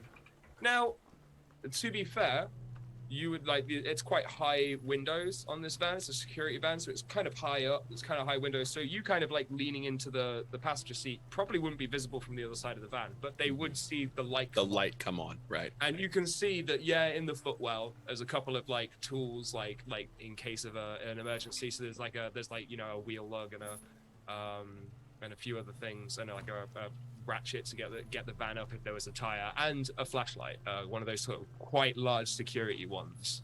Okay, I am gonna grab the flashlight, and then I am going to flick the headlights on and walk toward the back of the vehicle. Sure. Okay. As you were doing that, Mr. Black, you were kind of leaning into Mr. Beige's car. Yeah, I was actually leaning in to do exactly the same thing, turn the headlights on. Oh, right. Okay. So Are almost the at cars same facing time- each other, or are they parked I think they're alongside. They're alongside like each other. sort of So I alongside think each other? they're, Okay. Yeah. Yeah. Okay. So there's like it would be. I'll make some markings. Very, Yeah, very just can you quickly. draw them on the map maybe so we have a general idea Yeah, of where they yeah. are? So I think so there'd be like a van here-ish. Let's not worry about size too much. Yeah. Mr. Beige's car here. Okay. And the car that Mr. Green and Mr. Black arrived in just here, basically. Okay. Okay. And remind me again, what are these boxes that are along the left-hand side? It's essentially like old like metal shelving. I don't know if anyone's worked in a warehouse Okay. before, but that kind of like Yeah. racking from Decade. shelving. Yeah. Pallet racks. Costco shelves. Gotcha. That's the one, yeah. Okay. Well, okay. So then, if the van is parked further up, I wouldn't walk toward the back of the van. I would walk back into the back end of the shelves and then start moving backwards. Because I think that the way that it's situated, I don't want to be seen right now. So I'm gonna fade into the back and work my way south. Sure, yeah. No, that's absolutely fine. But I think the result is kind of the same if you are going to. Those lights come on. You say you were going to turn the headlights on, and then Mr. Black also turns the headlights on in Mr. Beige's car, and the warehouse, to an extent, is kind of lit up as you see the door close on the office that Mr. Beige just went into. Mm-hmm. As you're both doing this, Mr. Silver, your gun out. What's going on right now for you? I pointed out this trunk. I'm curious who the fuck is in this trunk. So Mr. Beige unlocked it, and I'm holding the gun to it. And as soon as like the first pair of like headlights go on, I'm just gonna kind of like, because I assume I can see a little bit better now because it's like bouncing off the walls or whatever. They're light. Yeah. Okay, so I'm gonna approach the trunk with my gun at the ready, and then just kind of like kick it open with my foot, and just be like, "Who the fuck are you?" And you kick it open to find a bound and until very recently gagged police officer tied up in the back of the boot. They look pretty roughed up. Mr. Beige definitely walloped them a few times. They're looking pretty sort of black and blue, but not unrecognizable. And yeah, they've kind of like, their arms are still bound. They've managed to kind of like wriggle their legs up enough that they were sort of kicking the boot. And then yeah, you can see this police officer just sort of bound and beaten inside the boot. As you open, their eyes kind of widen, kind of taking in this sight, and they look at you, and then they look at the gun, and they look back at you, and they kind of just begin to sort of confused cower into the back of the trunk. Is their gag like still around their neck, or like has it fallen off in the trunk? Yeah, it's like it was around them. They've kind of managed to get it out, and it's now like kind of around their neck. Okay, I want to gag them again, and then call out while I'm doing that, call out to Mr. Black and be like, "Mr. Black, I'm sure you're gonna find this very interesting if you want to take a look." Oh God. Okay. And I'll kind of like walk around the back of the car and look in the trunk. I'm like, Jesus, what? Okay, you got to close it. Close it. I'm gonna as you go to close it, so they take in Mr. Black as well. Kind of look at that for a second, and then they as they go to see you close it, they're like, and just like begging you not to close it as you just slam the boot closed. Why did you make me walk around and look, and now he's seen my face? Why you gotta do this to me? Where's Mr. Beige? Isn't near us right now, right? No. Mr. Beige is I'm going in to the office. I'm gonna lean over to Mr. Black and just say to him, "You don't find it funny that a cop is in his trunk, and instead of taking care of it outside of the warehouse, he brought it back in?" I do find it kind of funny, actually. Because we Yeah. were shooting at cops for like 10, 15 minutes. And this one, he's got... He said he got in the way? I mean, he probably could have just shot him out there when there was bullets raining down, from what I've heard from your tales. I mean, why didn't he just take care of it then? It's a very good question. I say we keep an eye on Mr. Beige, and just be careful, man. I'll kind of pat you on the shoulder. Yeah, that sounds like a good plan. And breaking off from this conversation, Mr. Black is going to go back to the table and repocket the keys and his knife. Okay. So at this moment, I think let's go to Mr. Beige in the office. Yep. You kind of get in there. It's dark. There are a few dusty old, those like white boxy computers that have been left. They look like they haven't been turned on in years. There's a few sort of like boxes of just kind of like loose cables and bits of old office paperwork and things like that. And yeah, it looks like there is a fuse box at the far side of the room, but it's locked closed at the moment. And I guess there aren't any keys around. You could make a spot hidden, but you can't imagine they'd just be sort of left out on the side in here. Yeah. So you kind of start rummaging around. Yeah. How does the lock look? Does it look sturdy? Not insane, but definitely like a sort of small metal hook. You assume that it's just like a kind of like latch one that kind of keeps it held closed more than anything. So, would I reasonably able to say locksmithery it open? I could imagine. I think the immortal words are you can certainly try. Yeah.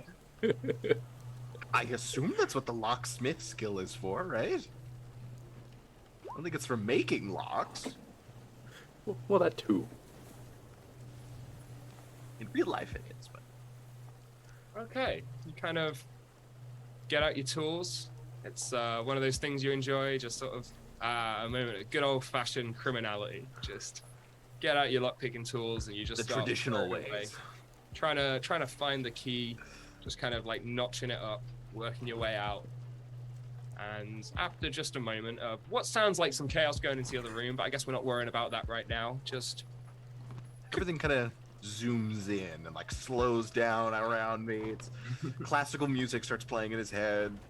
yeah, you hear that last The art. click and you twist the lockpicks and you feel that latch come up on the other side. And it kind of like, it doesn't swing open like they tend to do. It kind of just sort of like, it kind of just gives that like lack of pressure on the back of it now. And you sort of have to like pull it. It's very rusty and old to kind of pull it open. But yeah, it looks like all the fuses have gone. Okay, just They're start all switched off. flipping things back up. And the first one, you always get this worry is the first one you put on just instantly trips again. And then you flick it up again, and this time it stays. And then you flick up the next one, the next one, the next one, and finally the main switch. And That first one is there kind of like as you hear like this very, very light amber light goes on above your head. Is there any indication of what that first fuse goes to? Like, is there anything written on there or Anything whatnot? that was written there has worn away years ago. Well, it ain't in here. So I'll head back out.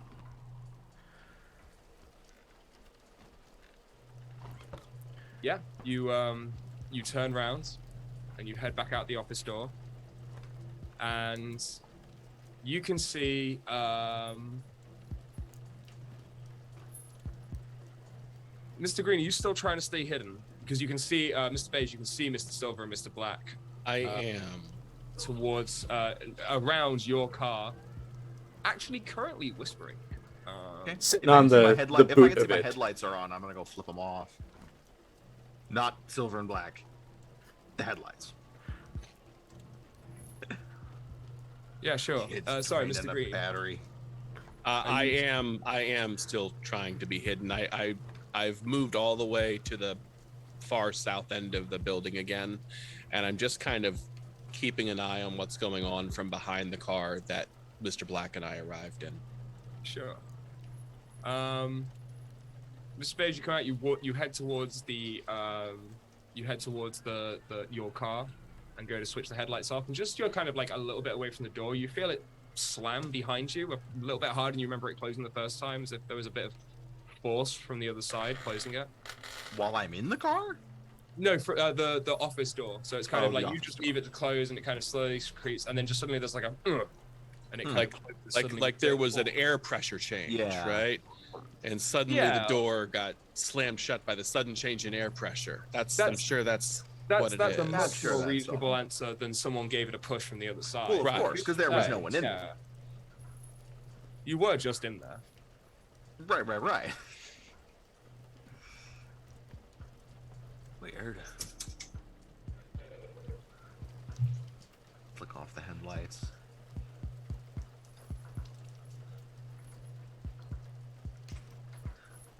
And just slowly walk back up to the door and kind of just try the knob. It seems locked. Like there's a pressure against it as you go to get back into it. It's like you twist the handle and there's no give. It's not like you suddenly feel like it pull the latch in. It just you sort of twist it and it feels sort of loose. Pull out my gun.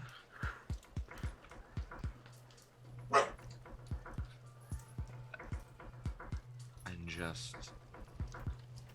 So I can't open the door. It doesn't It seem is- so at the moment. it is locked. Seems like, yeah. Who's in there? Do you listen at the door? Yeah.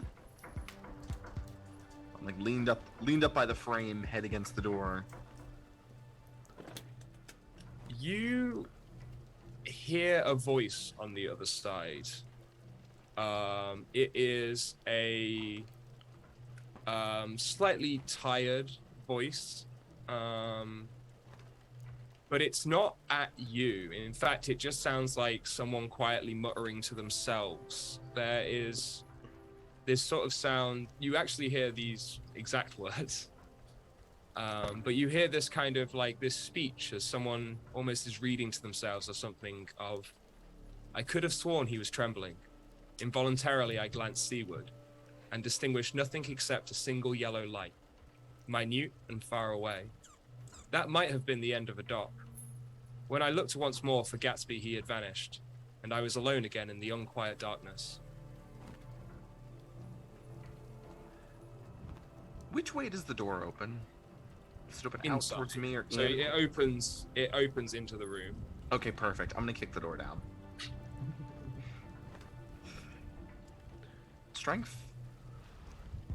Yeah, sounds good. Okay, it's a pretty old door. It was not made for keeping people out. It is just a barrier to the office. So you kind of take a step back. Everyone, like I said, Mr. Silver and Mr. Black kind of just whispering to themselves. Mr. Green, you haven't actually seen since he just sort of wandered off by himself a while ago. And you kind of just look around and then just turn to this door and kick it. And it just kind of cracks open. As you kind of hold your gun out, you just about see at the other end of the room, a middle-aged man is reading a copy of The Great Gatsby. As you kick the door down, his visage kind of disappears. The book remains for just a second. And make me a sanity roll, please. That's a familiar sight.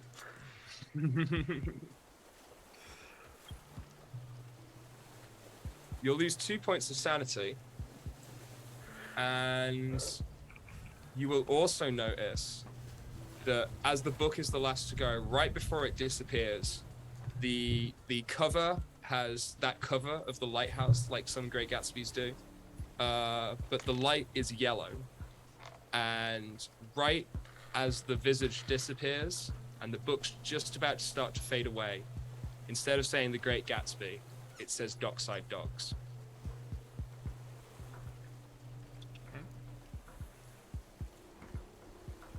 What the...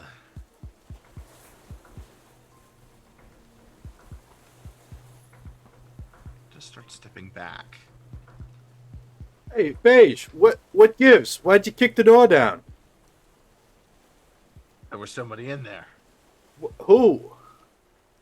I don't know. Are You this? said you secured the area earlier, and now there's somebody sneaking up on us. There wasn't anyone in there when I was in the room, Wait. and there's not anyone there anymore.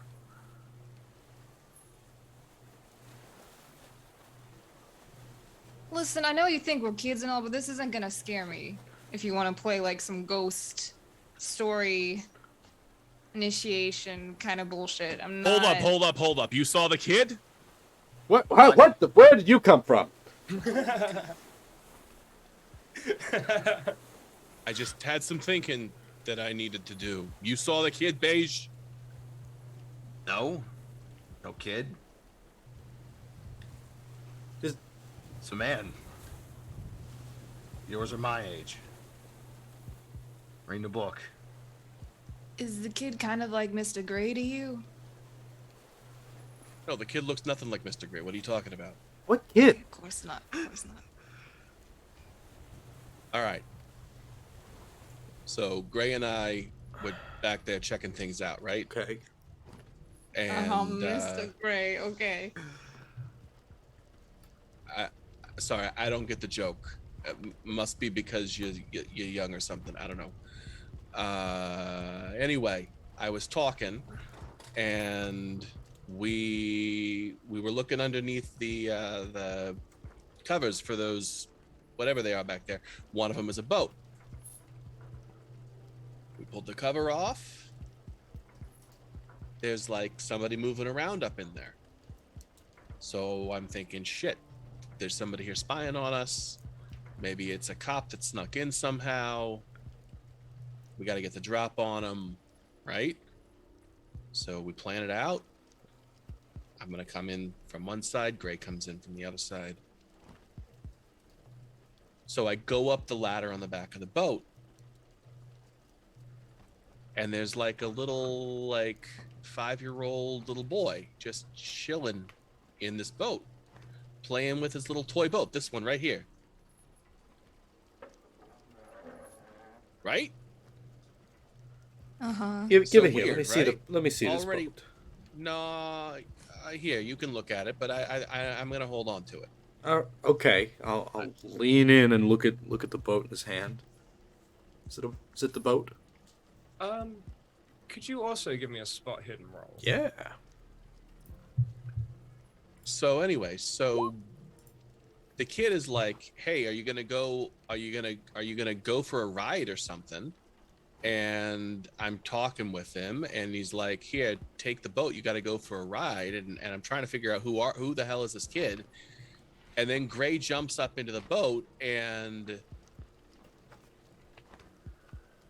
I looked up at him as he jumped in to tell him to put his gun away because I didn't want him to accidentally shoot the kid.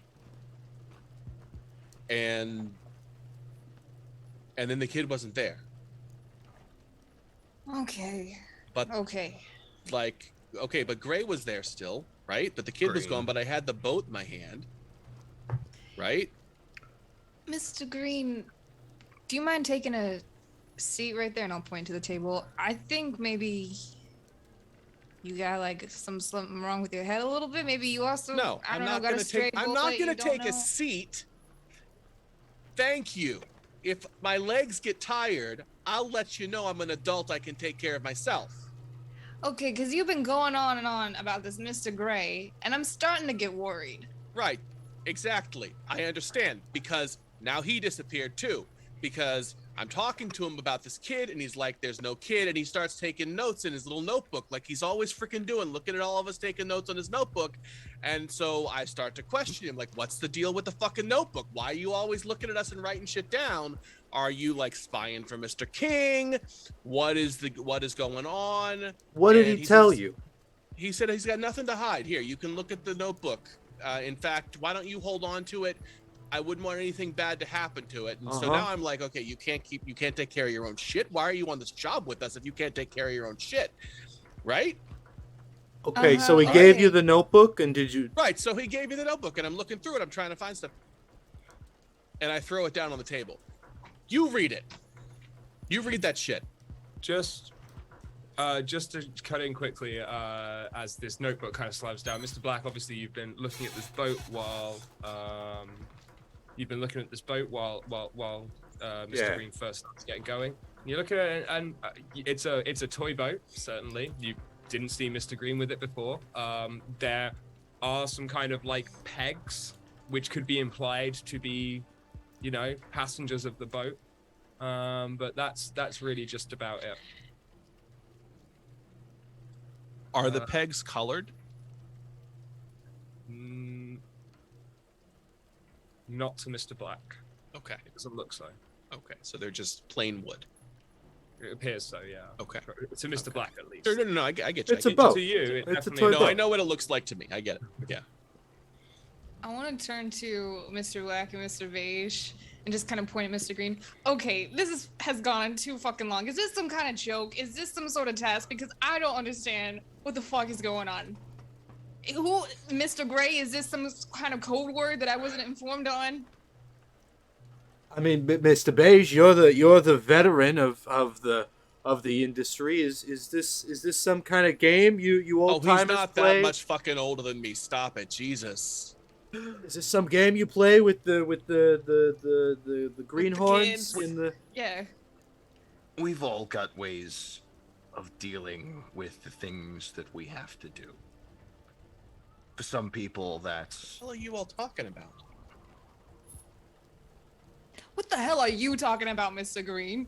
I'm talking about some kid wandering around the Doesn't factory, exist. disappearing, and then wherever he went, probably Gray went, and then apparently Mr. Beige has seen some third guy. Was that Mr. Gray?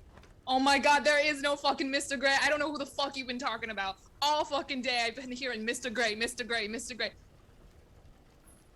I thought at first there was a Mr. Gray, and I don't know he was gonna appear at some point, but I'm so confused. And I don't know if they're just being nice to you, but I cannot tolerate this anymore. I think you're losing your mind, and I think you got like shot, or maybe you concussed your head running away from bullets I or something. concussed my head. Did you get kicked by a mule? What the hell are you talking about? Oh my gosh. Hey, Green, there's no reason to lash out. Look, I understand that apparently Mr. King vouched for this little snot-nosed brat, but like, I'm about Okay, done. I take out my gun, I point it at you. Who the fuck you calling a snot-nosed brat? Hey, Listen. Is this really where we're gonna go? I'm just saying, he's obviously You not think in that the you're right gonna mind. draw down on me and it's gonna go your way, kid? Oh fuck! I pull my gun back. You know, sit down. and I'm just gonna Silver, take a walk. You sit guys. down. Oh, fine. And I take a seat. Yeah, exactly. I mean, Listen, Mr. Green, as precocious as Silva is, he is getting at a point that perhaps we have let carry on a little bit long. Where is Mr. Gray in this room right now? No, I fucking told you he left, disappeared. The lights went out or some shit. I still don't know what the hell you all did to the electricity. That's he's good gone. question. But Mr. Green, none of us can tell when Mr. Gray is in the room with us or not. That's a you He thing. didn't even fucking come with me. What are you talking about? He was here with Beige and Silver when we got here. I realized you lost a lot of blood. Maybe you don't remember what happened when we first got here. Like a lot. But he didn't come in with us. I came by myself, so I don't know what the fuck are you talking about. I got the car here with Mr. King's goods by myself, loyally. And when you guys arrived, you started spouting off about Mr. Gray again, and I'm very confused. So how did Beige get here then? Oh, in the I car with the drove cop in the my trunk. car. Yeah. So there's your car and your car. No, there's no car for you. What did you drive? Who? How did you get here? Who are you pointing at? Silver. How did you Drove get the here? truck. Silver drove Yeah, the the van. truck, the van, with all the fucking cool, expensive shit in the back. Well, then which one of you fucking idiots did Gray come with? There is no Mr. Gray. Mr. Green, I know. Oh, God. Are we just gonna gloss over the Sure, fact that sure. Beige has a There's cop no in his Mr. trunk? Are we There's no- really? What the fuck, Mr. What? Beige? One Yeah. thing Yeah. at a What? time. One thing at a time. There's a cop. I'm gonna walk over to the trunk. What the hell is going on? Wait, maybe you should just leave him in there. Let's deal with the Is the trunk immediate closed again? problems. Yeah. Yeah, I Yeah, we closed Trunk it. is closed It's again. closed but not locked, because I haven't gotten around to that yet. Oh, I'm gonna open it up then. You open the trunk, I assume quite quickly. Yes. So it's a little bit sudden. You can kind of there's a cop tied up in the trunk. They got their arms and legs bound. They were at one point kind of swinging back to kind of kick it. Now they're trying to get their hands up high enough to kind of pull the gag back out of their mouth. That's their current plan. And they kind of see you open the trunk and their eyes widen. Like they look truly scared right now as they look back at you, Mr. Green. And they sort of almost like defeated kind of curl into the back of the trunk away from you. Okay. Well, Mr. Green just... Sorry, what? No, I'll go ahead and let you finish. Okay. So I immediately slammed the trunk.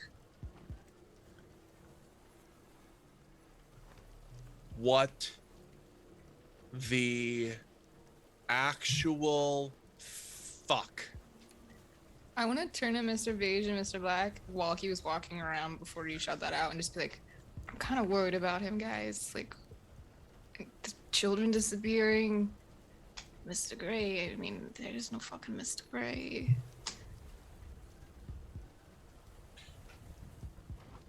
Why? What happened? Yeah, Mr. Beige. Back at the job, I saw shit was going south. I figured it was likely we were gonna get cornered at some point. So I grabbed us a little insurance money to let us squeeze out. They're not gonna come in here guns firing if they know one of theirs is gone. Capiche? And you didn't think to fucking tell us? Things were going quick. You and I know extra details just complicates things, slows people down. Some details are maybe a little bit more important than others. Like the fact that you have a fucking cop in your car. He doesn't have his radio, I checked. I think this is my first job. Let me just show you something. Let me show you something. I'm gonna get into one of the cars. I'm gonna close the door. I'm gonna roll the windows up. I'm gonna start talking. Hey, can you hear me? We kind of hear him muffled like a little bit. Can you hear me pretty well? Yeah, kind of. A bit, yeah, a little. Yeah. Have any of us been being particularly quiet since we got here? Not in the slightest. I open the door and I close the door. So, your plan is to let the cop hear everything that we've said is going down, everything that has gone down, and then to turn them back over? The plan is that at the end of the night, he's floating in the Pacific with concrete boots.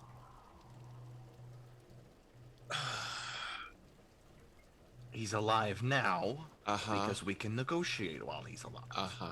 And if they find us and they want him back, then what? Then we buy ourselves time, and I pop him in the back of the head.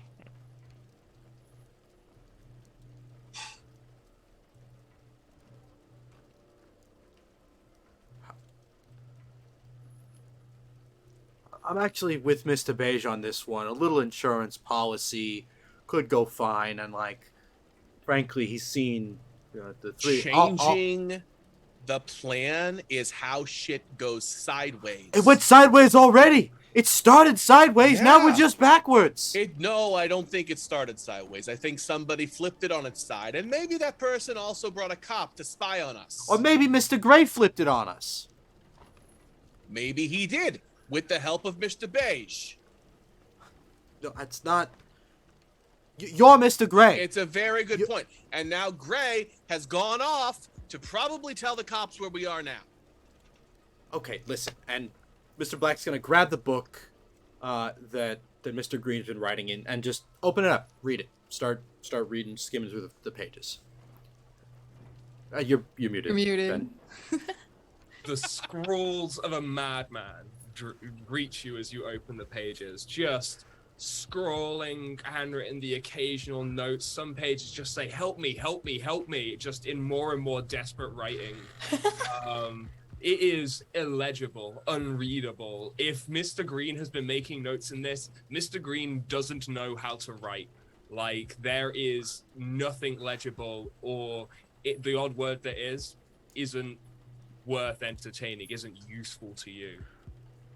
Black's gonna, on reading this, snap it shut and hand it off to Mr. Silver and step in between Silver and Green and say, Green, that notebook is fucking incomprehensible. What the fuck have you, what is even the point? I don't fucking understand how he could have written all of that shit as well. It is bizarro. Yeah, it's... I also want to... It is the same to you, Mr. Silver, just so Okay. you know, as you open it up. We'll let us continue, but yeah, you open it up, it's scrawlings of a madman. It's nothing legible or readable. I just don't get the point of it all. Why would he write all that? Why would you write all that? You're the one who's been point writing of in it- this. The point of it, I haven't written a fucking thing in that book. The Can I point see of What it is is all this? it's written like a goddamn script. It's like he planned out this entire heist to fuck us It's over. what? Silver, give me that. Yeah, okay. I need a notebook. Oh man, Greeny. What You know, they say it happens the with hell? football players these days. In their heads too many times. Starts to wear you out. Maybe they're right. I've never been hit in the head once in my life. What are you talking about? No, yeah, What I the know, hell I know, does that have to do with anything? Maybe you do need to have a sit down. Yeah, I think if we all just sit I down don't. and You talk stay nicely. on your ass, Silver. I'm fine over here. How about this? We all agree that you get to stay standing, but maybe you take the bullets out of your gun. Yeah, I think that might be smart. Yeah. All right. I see how this is gonna go. I start scooting behind Mr. Beige. Stealthily. Green, it's all right. It's all right. Just whatever you need to do to stay comfortable. Okay? Well, I'm Except sure as shoot me. fuck not disarming myself. Okay, All that's right, fine. You that's keep your fine. bullets. Let's just keep this nice and calm so we can deal with this situation.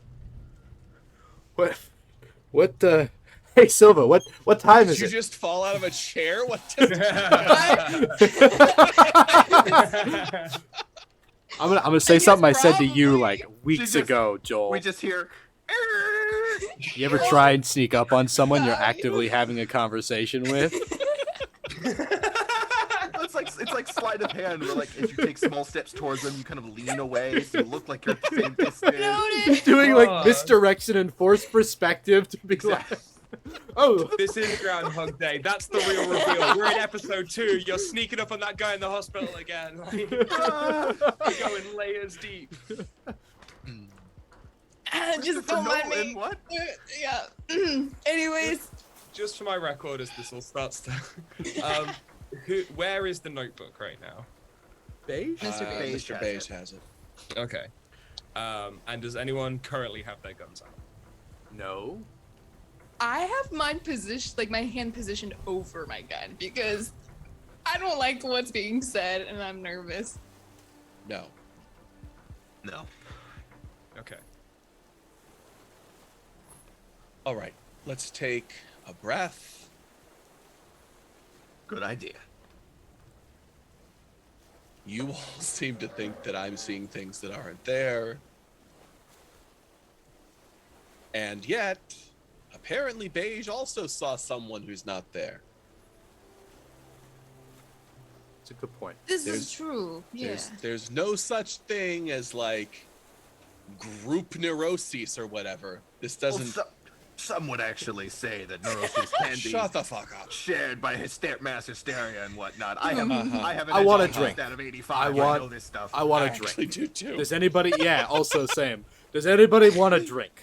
We're all super intelligent Nah, philosophers. that stuff will kill me. That stuff will kill you. Yeah. Smoking a When? cigarette. Just take a slug out of some hard liquor bottle, set it down on the table, open. All right, what time is it? And I'll check my watch. Half time. It's been a half hour. We've got an hour and a half to just cool our heels. How about nobody goes off alone? Nobody goes into rooms or pulling tarps off of things. We all just sit down at the table, have a nice, calm game of cards, kill some time, and not each other. Yeah, that's From some the boot, you hear, "Are you gonna kill me?" Shut up! Shut up. Look, Green. Fooled by a trick of the light. I was. Uh-huh. I'll draw you a clock if it'll make you feel better. And he just taps the notebook for the other two. You'll draw me a clock? What the hell do you mean? Just open the book and face it towards Green, as I can write a lot better than this. What do I see? You see, Mr. Beige lifts up the notebook and points it towards Mr. Green for him to read. What the fuck? And then it says, I know. next scene, flashback. And we're all gonna flash back right now to a diner. It's a week ago. You are all sat round a table with a sort of large, well-dressed, bold gentleman, looking a little old and a little rough. He's got these kind of huge shoulders. He barely fits in his suit. He's got that kind of kingpin shape. And God, I don't know if I can say that. I didn't think about that. Anyway, he's got these sort of thick, heavy fingers, which he's kind of banging on the table, actually kind of laughing along. There are 6 of you around the table, as well as Mr. King. There is Mr. Green, Mr. Beige, Mr. Silver, Mr. Black, Mr. Purple, and Mr. Red. You're all sat around the table together. There's food that's been brought, and you're all kind of having a drink. And Mr. King is sort of finishing his speech of going, the point is that this should be easy. No one guards this stuff. It's all ancient trinkets. It's museum curios at best. You know, apparently they wanted them near the water. I don't really understand why, but we're going to boost them. We're going to grab the van. We're going to get out. And look, this is more men than we need, but it's better to have not than wish we'd got more. Gotta give the kiddies training wheels. Yeah, well, it's my boy's first job. He kind of pats Mr. Black on the shoulder. It's and I'm really, really proud of him getting into the family business. For some of you, I appreciate you haven't worked for me before, but I can be fair, and I can be a very lucrative employer if you give me the opportunity and you give me the respect. If you have any questions about the job, now's your time, or forever hold your peace. Are you sure that due diligence is done here? We've dotted our I's, we've crossed our T's. I think I can trust every one of you. This job's between me, maybe 1 or 2 other members of the family. Never will give it out. So as long as I can trust all of you, and you can all trust each other, then this should be in and out nice and easy. All right.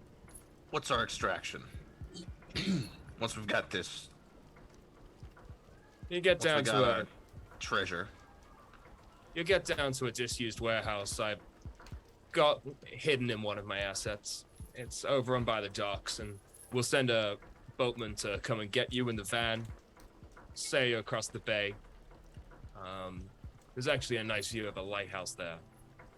You'll be heading towards that eventually. That's one thing I do need from you. There is, obviously the boatman won't be someone you've met before, so I'll need a password, something for you to tell the boatman to let him know he can trust you. You got any suggestions? Gatsby. That's a fucking stupid idea, Mr. Beige. Honestly, I was expecting... Well, I don't know what I'm expecting from you. You're dumb. We put you in prison when we need to. Like, but one of you are the ones who maybe I pay to think. Maybe one of you will have a better idea. You go read once, and this is what you get. Double pineapple. Pineapple. I like you, Mr. Silver. I think you're gonna fit in here just fine. Thanks, boss. I like someone with a sense of humor and someone who's actually got brains for this job. Although you look a little bit like you just got out of your diaper. Well, You ain't kidding. okay. I won't let you down. I mean, to be real, let's call a spade a spade. You look like your diaper's on your face, kid. I don't know who hit you with an ugly stick when you were growing up, but you know, you can use that to your advantage. Make people think that you're scarier than you are because, you know, they look at you and they're like, holy shit. Yeah, you'll be harder. Maybe that's why she's on the trip. She's got to scrape the rest of her face off the back of the van that hit her. It's an Oh, asset. this is gonna be so much fun working with you fellas. I cannot wait. Listen, guys. Cool it. It's an asset. If people avert their eyes as soon as they look at him, he's out of the pick out of a lineup. Yeah, see, I'm useful. Let's go with that. There's another thing, obviously. I've given you all a little code name. I think it's in everyone's best interest if we keep our names to ourselves. You all know me, I'm Mr. King. But I think in the interest of trying to keep you all safe, especially when I don't know all of you, let's keep it at code names. And make sure none of you put each other in danger, even if you don't mean to. I think it's sometimes better you don't have that. Agreed. Makes sense. All right. Code name. Nobody So getting what are we messed supposed up. to be, Mr. Something too? Yeah. I think we'll, let's keep it easy. I like colors. You'll be Mr. Green. You'll be Mr. Beige. Mr. Purple, Mr. Red. Mr. Silver. And Mr. Black. Color of And I'll money, be I Mr. can deal with Yellow. that. If you ever need to refer to me during the job. So not Mr. King. I can be either, really. But I thought it'd be fun to join in. Mr. Yellow. All right. All right. Well, we'll yell if we need you. I got places to be. Please do. Well, stay and enjoy the meal. I'll get some tacos. And, yeah. It's a business, everybody. Tacos at this diner? Okay. They're very progressive. Best tacos in Melting- Jersey. Melting It's a pot. business, everybody. Melting pot And- of California. Raise their glass and it'll be like, and remember to leave a tip at the end, you cheapskates. And kind of hold the glass out. Shabunk. We flash forward to Mr. Green. We flash forward to Mr. Green reading this flashback off their journal. He like starts Just- chuckling at the joke. Again, just kind of eyes widening as they're kind of reading this in real time. And then it says, and then everybody notices the graffiti on the wall behind them.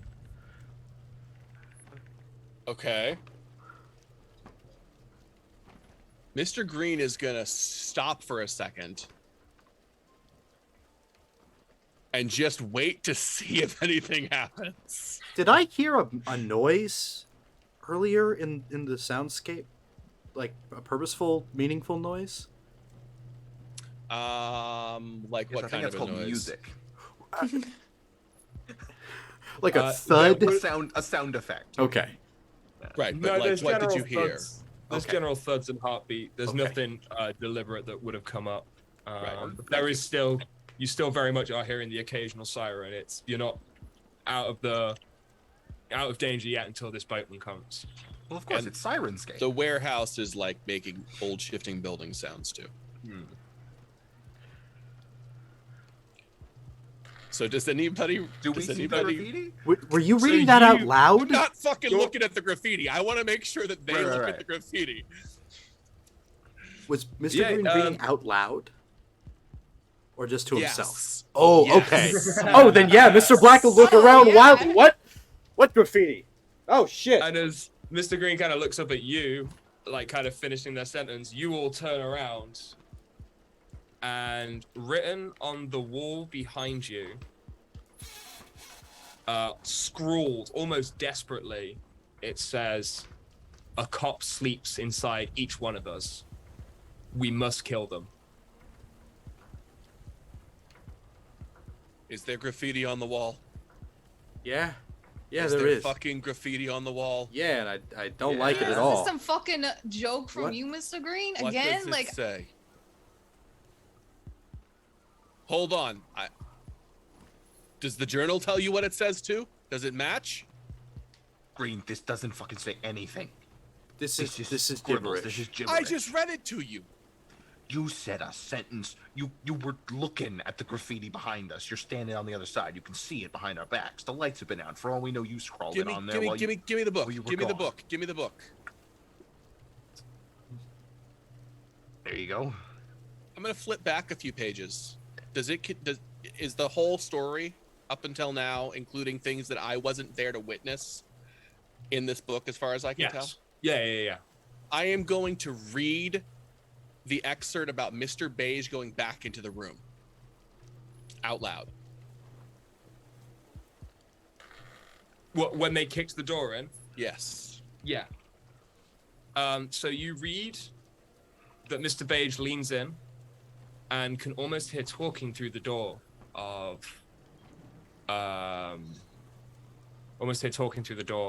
To the office. a great Gatsby quote. Right. And then they kick down the door, they see a person there, and then the person disappears. Is that what happened, Beige? Is that what? Yeah. Do I also see the part about the book changing to Dockside dogs? No. Okay.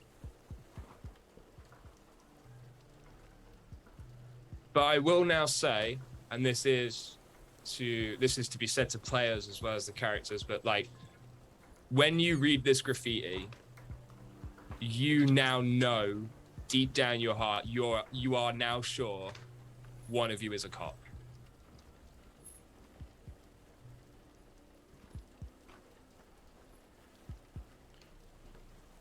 What's Mr. Black's pull gonna out my gun. say quietly out? Oh, Jesus, Silva, cool it. First things first. Let's kill the cop in the trunk. what is that gonna solve? If one of us is a fucking cop, I mean, Murdering a cop isn't going to help us at all at this point. All right, we've got two objections. all. Beige, what say you?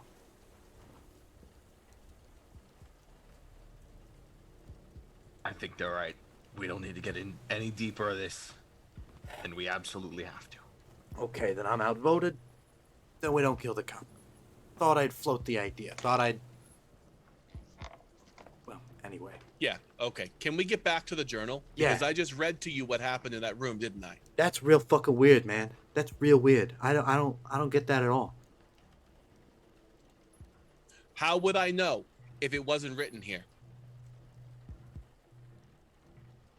But it's different when I look at it and you see, so you see like stuff written out. It's a fucking script called Dockside Dogs. It's like What? every single thing What's it that called? we've done. What did you just say? Dockside dogs. It's like every single thing that we've done is written in this book. Like it's all been planned out perfectly by some freaking mastermind. That was By on the book. cop. What book? Dockside Dogs. That's what the book said. I thought it was The Great Gatsby. No, it was. And then when it disappeared, it wasn't. It was Dockside Dogs. It was this lighthouse, yellow lighthouse. It said Dockside Dogs. And then it all went away. What? That, I don't know. You tell me. You're the one who can read. Read This ahead, right see here. what I'm gonna happens. turn back to the very first page where the title is. It said this right here. I'm gonna show it to him. Just says across the bit of paper. No, I don't think it did. That doesn't Make up say your mind. anything.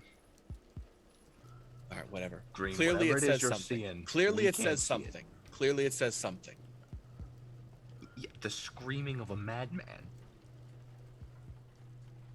All right, and yet somehow, again, I knew exactly what happened. Here, how about this? Just a little bit more. We'll test a little bit more. I'm gonna go around the corner. I'm gonna go in the other room. One of you want to come with me? That's fine. The other two of you, do some shit. No one's going alone anywhere. Yeah. Not with anybody. Just All right. We just are all here. staying Just right turn away, like reading your book, and then we'll Sure. we'll pull sure. a card from the deck. Yeah. All right. All right. Yeah. Let's do that. All right. When Mr. Green is facing away, Black will give it a little shuffle and then pull a card and look at it. And I will turn to the most recent page and read out loud.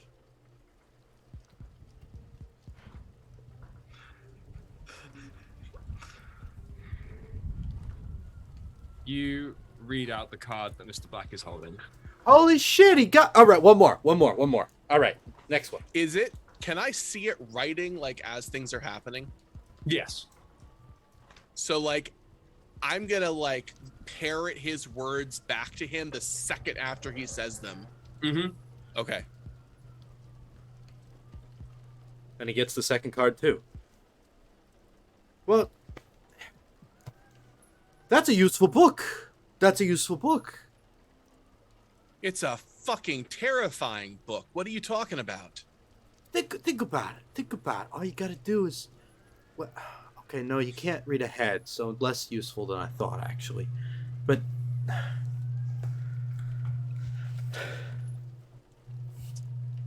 I wonder if there's any other flashbacks in here.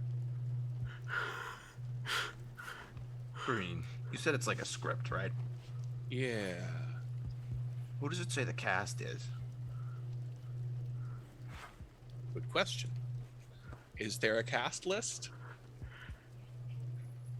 characters in order of appearance. There isn't.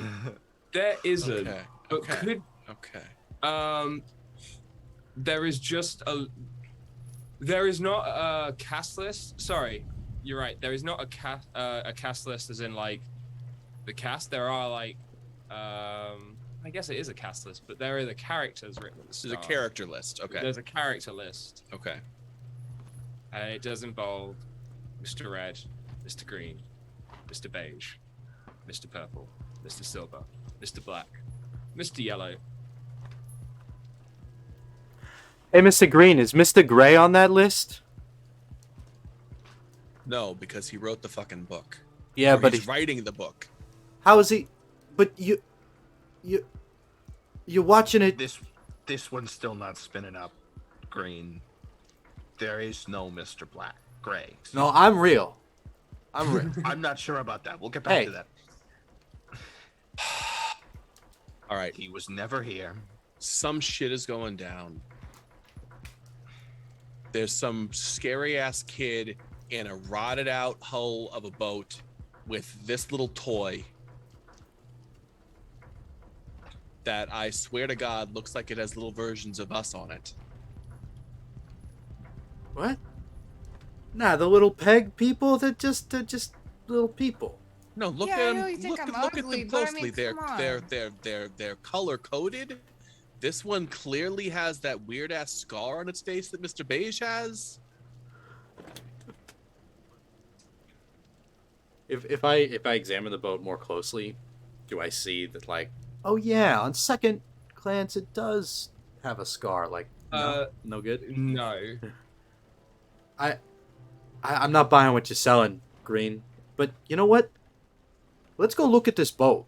Let's go look at this boat. All right, everybody, let's go together. Let's all kind of, and I'll pat my pocket just to make sure the keys to the van are still on me. They're when I picked them up in the dark out. And yeah, let's all just go over to the boat and see if the kids come back. Yeah, let's go. Yeah, okay. Where are the stairs? Or not the stairs. The boat was this triangular The boat's, object in the front? this kind of triangle thing. The stairs to the mezzanine are, I didn't mark them, but they are, the stairs to the mezzanine are here next to the kitchen, basically. Okay. All right. I am gonna gesture for them to lead the way. I'm not taking the first step. I think we all go side by side like the Wizard of Oz. Yeah, shoulder. What, you want to hold hands and fucking skip along? No, the yellow we're gonna road do that too? dumb What? leg thing with the walking. Oh God. Let's go.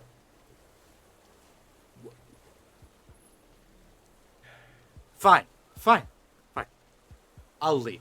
And Mr. Back will Okay. kind of hobble forward, favoring his bullet-riddled body. As he walks through the opening into the other chamber of the warehouse. And look up. Walking in, he sees the boat with the tarp off, I presume. But he also sees the other big shape with the tarp on and goes, "What? Did we look at the other thing at all?" No, things got a little bit hairy. Yeah. So, You know what? I'm so much. Maybe some answers are under here. And Black will just yank the tarp off of the other shape. Yeah, you pull the sheet down, like this dust and kind of like grit just kind of all comes down with it. Everyone kind of has to cover their eyes a bit, but underneath is a kind of old, beaten up, like a 3.5 ton truck kind of thing, like one of the sort of smaller box trucks, but it's got sort of that separate front cab with the sort of big square box back. Again, it's seen better days. The kind of like wood panels on the side are rotten and seem to have been torn through by rats at some point. how old does it look like, based on the model of the truck? Give us a model year, yeah. Yeah. Well, no, I mean, like, but you can tell. Mileage? You can tell if Trim- something. It's about, no, like trim that's so level. fair, but it's probably 30, 40 years old, and it's definitely not been used in maybe Okay. 10 years. Does Okay, it look so- still functional? Like from a cursory glance? Someone could give me a mechanical roll. Yeah. Are I the can do tires that. flat? Yo, yeah. Yeah. You could drive a car. Well, fast. yeah, Not but well. not far. Not well. But Somewhat far. In as the long as rain? you don't ever have to Surprise. drive it again. that's the key. Yeah, no, I don't know. It's not looking great. You can't tell exactly what's wrong with this. Now, this is a very old truck. They are pretty hardy. It's possible you could get it running again. but I'm you can't gonna even walk tell. around and look in the box. Is it like a closed door? So it's got those kind of like handles that kind of like, and you kind of pull Swing them one side open, and this rotten smell just hits you of just old decaying. Close it again. Close it again. I don't care. Close it again. And just as you're about to close it again against this musky air just kind of spilling into the warehouse, this voice just kind of goes, It's did you go? From inside the box. Is it the voice that I heard back in the office? It does sound similar, but it's like strained. It's old. It's struggling. It's not. It is kind of similar. Am I the only one that heard that? No. No, I heard it. I'm gonna pull out the book again and check to see if this is all still being recorded. Yes, it is. Is there a character name given to the person that said, "Did you go?" Spoiled by subtitles. It actually just says a voice from the A darkness. voice. Okay. Yeah. All right. Voldemort? What? I'm gonna pull out the mag light and turn it on and point it inside. And when you turn the light on, at first you think there's just a body at the back of this truck. Like, this has just been left here. Classic Mr. King. Just some rotten body in the back of a truck. Classic Mr. King. It's a messy ass gangster. You kind of. Well, you no kind one of look found it and- before and now, so This sort Must of have like worked. gnarled, sort of ancient hand just kind of like reaches up suddenly. So it's like this person isn't dead. Holy This shit. hand kind of reaches up, and as it kind of gets enough strength to just hold itself above, it holds out its hands. It's like, please pay my fare. I just want to go too, and then I can go. And it sounds so weak. It's on the like, this is a voice on the cusp of death. I'm not the only one seeing and hearing this, right? unfortunately not. Can I do a medicine check on him to see if we can help him at all? Or first aid, sorry. Yeah. Like to see what exactly is wrong with him and stuff. Doesn't matter. He go up, slap him. How you doing? He's dead now. Yeah. You're welcome. Here, I know what helps me every time I'm feeling down. Have some cocaine. Mm-hmm. That gets me woke right up. That's more the 80s. As than you the kind of 90s. go over, you look over. This person. Semantics. This person's their heart rate is fading. They're barely. They're barely like keeping the heart rate up. That you can feel that this is a person whose life is literally breathing out the body as you check them. It doesn't seem like there's much that you can do, and with this last desperate movement, this hand kind of just grabs the sort of the lapel of your blazer. It's just like, please, I just need 2 coins to pay the ferryman. Can you pay my fare? You mean to like? Yeah. How much is your ferry? I mean, we need to get you help or something. I don't know. Just kind of look to the others like, the fuck. I'm standing back by the doors with one hand on the door. The kid asked me if I was gonna go It's just before he disappeared. just 2 coins to pay the ferryman. I just need 2 coins. And I can Where's go. the ferry go? Where does it go?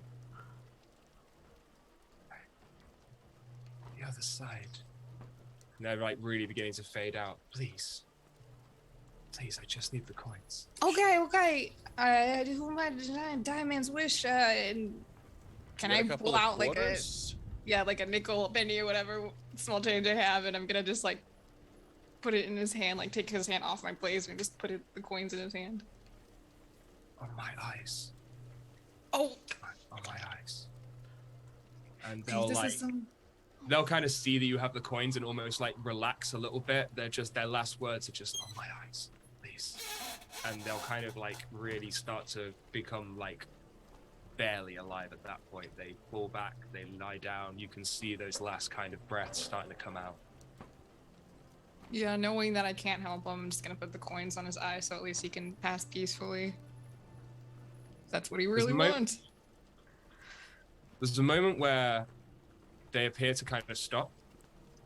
And then there's this last moment as the hand comes back up off the floor, like edges towards your hand, and just drops 2 coins in return. And then there's this as this death rattle of the last breath comes out. Are the coins like American coins?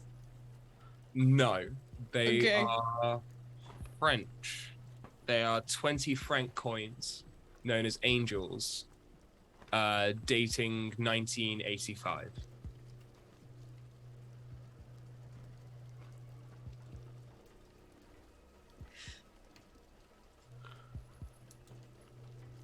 Okay. Yeah. I mean, like, show the coins to the others, but I'm not gonna like give it to them. I want to hold on to it, but I'll like show them that it's another currency. If he had the coins, why was he asking you for them? I have no idea. And I have no reference for what the actual value of a 20 franc coin is comparatively either. Like, what can you buy with 20 francs In the in 90s. 1985? Sorry, it's not 1985. That was a misspeak on my part, and quite a big one, because it's 1895. Oh. Mm-hmm. Oh. Okay. And you said 20 francs is a sizable sum? I guess then maybe, yeah. Okay. I'm trying to think what a franc was when it last existed in my time, but Right, I know. It's been a while, right? Yeah, they've been out for a while. But yes, I mean, we call it like they are gold coins. Like Okay. we'll say that they're worth they're definitely worth like a bit, and would have been at the Okay. time. They're less But now they're like a collector's piece too. So yeah. It's like their melt value is higher than their face value at this point. Hmm. unless they're rare. Right. But either And way, the pocket the face value. coins. I pocket the coins. Is that gold? I don't know. It doesn't matter. Did you just trade some old geezer 2 nickels for 2 gold coins? What the That's a good deal. What the? I mean, he's dead, guys. I don't know if this is the best deal. You know? Okay, I'll do it. And Black's gonna like climb up into the box truck and go and search the guy's body, search his pockets, see what else he's got. As you're kind of getting towards them, they do begin to just sort of fade into nothingness, including the coins on their eyes. Well, okay, now they're gone. What? Look, do you see? Point the light in here again. Do you see a body? No, they're gone. So Just like the kid. just like the Just kids. like Mr. Gray. Yeah, okay, yeah. You know what? Sure, sure, whatever. You know, I remember something from my readings at school. You do have that master's. Yeah. I do. That's true. I So went to proud of you Cornell. for going back, yeah, to get your master's after you went to prison. The family was You really turned out- pulling for you. No. You don't have a whole lot of time to do a whole lot of anything else but read, so Mhm. it's Yeah. a great way to get an education. Look, That's I say very school. You all know what I mean. Well, some Yeah, of you know yeah. what Hard knocks. in the Greek mythology, the ferryman, Charon, Charon, he wouldn't take you across the river unless when they buried you, you had 2 coins on your eyes. He needed coins for the ferry, putting on his eyes. I don't know what that means, but I know he's just disappeared. But he had 2 coins. But he wasn't buried with those. Somebody has to give you the coins for it to count. They gotta be put on the eyes. They weren't on his eyes. Okay, and all your reading, you know, for your masters and everything, did they ever say anything about what happens when you're given coins? I don't know. Do you still have them? Did they disappear too? Yeah, you still got them. Yeah, they're still here. I don't pull them out. I just like feel my pocket.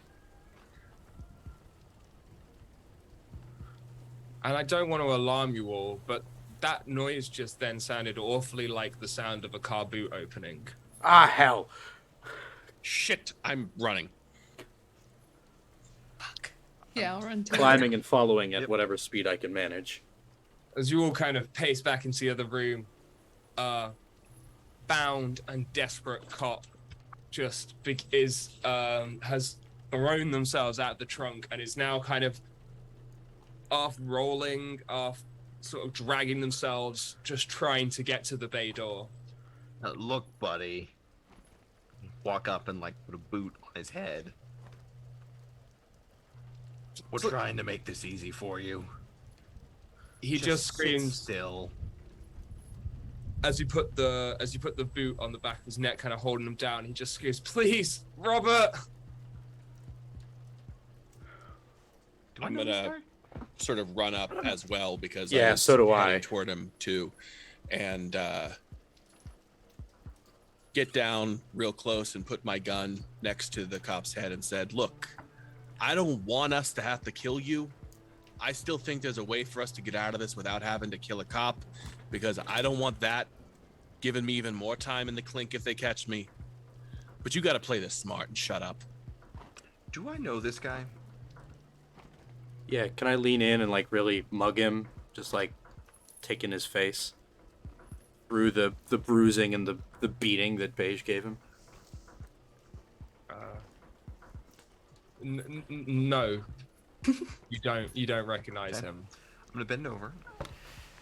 I'm also God. walking over to the scene, and I want to like. Gun like resting against his cheek. What did you just say to me? I pull out my gun and point it at Mr. Beige. We said we ain't gonna kill any cops. Let's listen to Mr. Green. I'm gonna stay on record pro killing the cop. Wait, hold up. I'm going to point my gun at Mr. Beige too. All he said was a name. What do you mean? What did he say to you?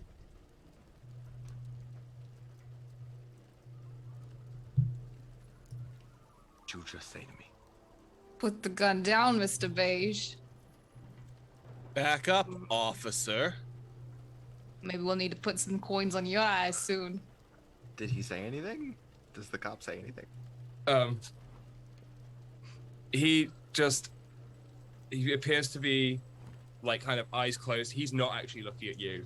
He's eyes closed. That last sentence was desperate. And he just again says it just loud enough that all of you can hear him. "Please, Robert, please don't do this." I changed my vote. Who's Yeah. Robert? Yeah. Who's changed- Robert? I'm changing my vote. Bullet in the mouth. We're I am tied, going 50-50. to push you in the chest with the barrel of my gun and say, back up. I'm gonna cock my gun too as an emphasis to that statement. Can I just get a little pause here? Who has guns pointed at who? It's very, very important here. We're Mr. gonna draw Beige this is out. me. We're gonna get people on the board. Okay. Let's go. Fine, I'll pull my gun also. We have. I feel left Oh, out. yeah. you, Mr. Mr. Black, Black like- shrugs, pulls the gun. I'm not I'm just pointing it over at the graffiti. It's like I don't know. Don't you Cop is on the move. ground. Mr. Beige, foot on the back of their head, gun to their head. Mr. Silver, gun at Mr. Beige. Yes. Mr. Green, Gun at Mr. Beige. gun at Mr. Beige. Trying to like Just- physically shove him back, Okay, actually. just clarification on my sheet. If I see if I have a dual-handed option, does that mean I have two guns? Yes. Okay, so I have Whoa, wait. one at Mr. Green, one still at the Yes. cop. One of you does have two guns because you have a dual-handed like. Yeah, so I pulled the Oh, yeah, second fine. gun from my waistband. Okay, now I pointed at Mr. Green, Mr. Beige. It's like, hold on, wait, you can do two? Oh, I we didn't got even know that was an ourselves a option. regular Mexican standoff here. And it's Mr. just that way, Beige. but I'd love to pause there just for me to grab some water, a little quite unofficial break. Apologies for that. So let's just all pause for a second. And then come freeze back frame. in a few minutes. Freeze yeah. frame in the film world. Yeah, as the And camera roll- spins around. You better not Yeah. make me hold my arms like this the whole time. For a second. I'll be back in just a moment. Thank you, everyone. Yeah, I'm gonna take a quick break. I'm gonna Yeah. cut us to, and we're back. Hello, and welcome back to Table Quest's Call of Cthulhu one-shot, Dockside Dogs. It's all tense right now. Everyone's got their guns on each other. So, as we left it before the break, a beaten and bound cop lies barely moving on the ground. Mr. Beige has his heel deep on the cop's neck. The cop let out a single desperate plea to Robert. And at this point, everybody drew guns. Mr. Green has their gun pointed at Mr. Beige. Mr. Beige has two guns, one pointed at Mr. Green and one pointed at Mr. Silver. And Mr. Silver also has their gun pointed at Mr. Beige. Mr. Black Is it undecided? He's kind of like is I'm kind not. of Back and just- forth. It's like green cop, beige cop. I think we're gonna settle on beige for the time being, just to be with the in group. but it does. But if nothing else, it's an interesting story to tell Dad later. Yeah. And we return back to this moment as the tension rises, and in the background is the ever-present message. Oh, whatever. The ever-present message. A cop sleeps inside each one of us. We must kill them.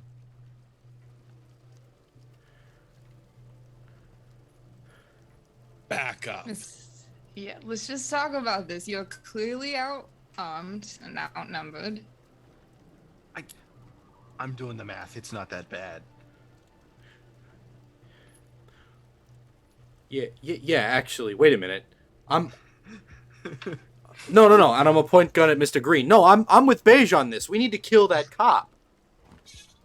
That cop knows Beige, which means Beige is the other cop. Which is why we put a bullet in his head. You see? All right, Nah, beige wouldn't if he's the cop, which beige maybe you are. I don't know. He wouldn't go so far as to kill a cop even to keep his cover. he would if there were 1, 2, maybe you're undecided. Two and a I know half. 3 guns pointed at him. 2.5, thank you. 2.5 guns Yeah. pointed at him. Or maybe he's dirty and he's playing both sides. Yeah.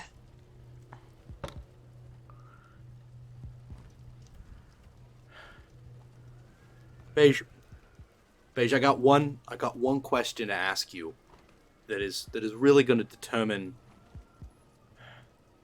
well what side of this I come down on. What's your fucking name?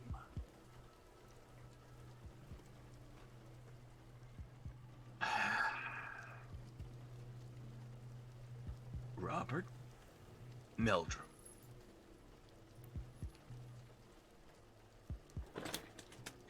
Say, what? What the Se- fuck did you just say? No. I shoot him. Yeah, so do I. Yeah. What? I don't go for like life-altering a shot, but I do shoot him like in the arm to maybe like at least drop the gun. One of the Okay. guns. I wish I had Tyler right now because he would tell me how to do that. But you've all got your guns pointed at each other, and so Mr. Silver shoots.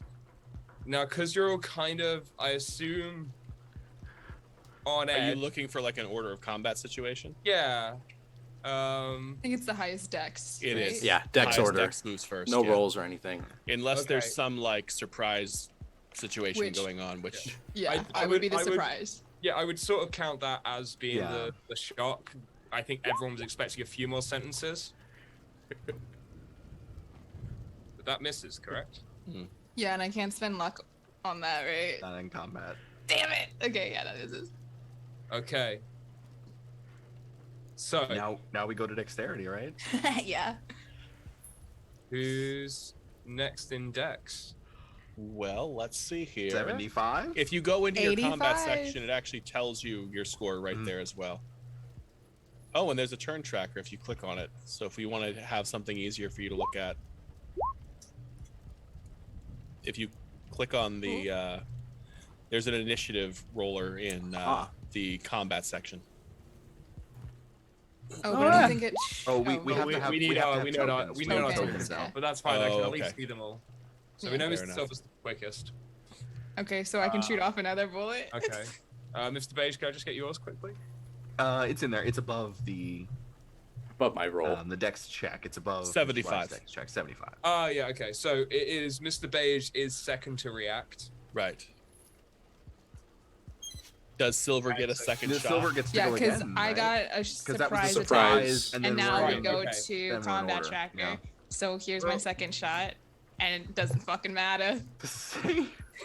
It's fucking same. And Mr. Silver fires off 2 shots flying over Mr. Beige's head as they kind of duck down. Mr. Beige, how do you respond? Hey. Bang, bang. Double-handed. Both at Mr. Silver? Yep. Okay.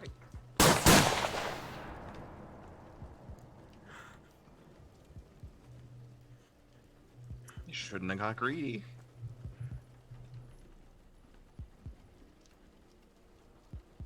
Do you still roll twice, or is it one roll? on It's, I think, it's one because the skill is different. I think it's like, yeah. Ah, I thought you were yeah. supposed to have 2. One was for. Where I have a one-handed and then a two-handed. They're separate attacks with different success rates. Damages and all Yeah, that kind of stuff. okay, Yeah. no worries. Well, the damage is the same. It's just with 2 of them, but I think the. So Mr. Silver. Oh, sorry. fires I get 2 I shots. get 4 attacks with that. Wait, what? Because you can squeeze off 2 rounds per. Yeah. Oh. So I do that again. Because that's 1, 2, right? I don't know. Or is it individual? I don't was know under how the this- impression. I don't know how just to be combat quick, I works. was under the impression it was you had your on hand and your off hand. Right, and yeah. that's So why- you roll your firearm skill, you roll your 2-handed for your second shot because it's going to be lower, and then you do it Okay. again for both. I Yeah. see. That's I what see. I was under the impression of. So that's my first offhand shot. Yes. Mm-hmm. Which And then your misses. Oh. Offhand's a hard success.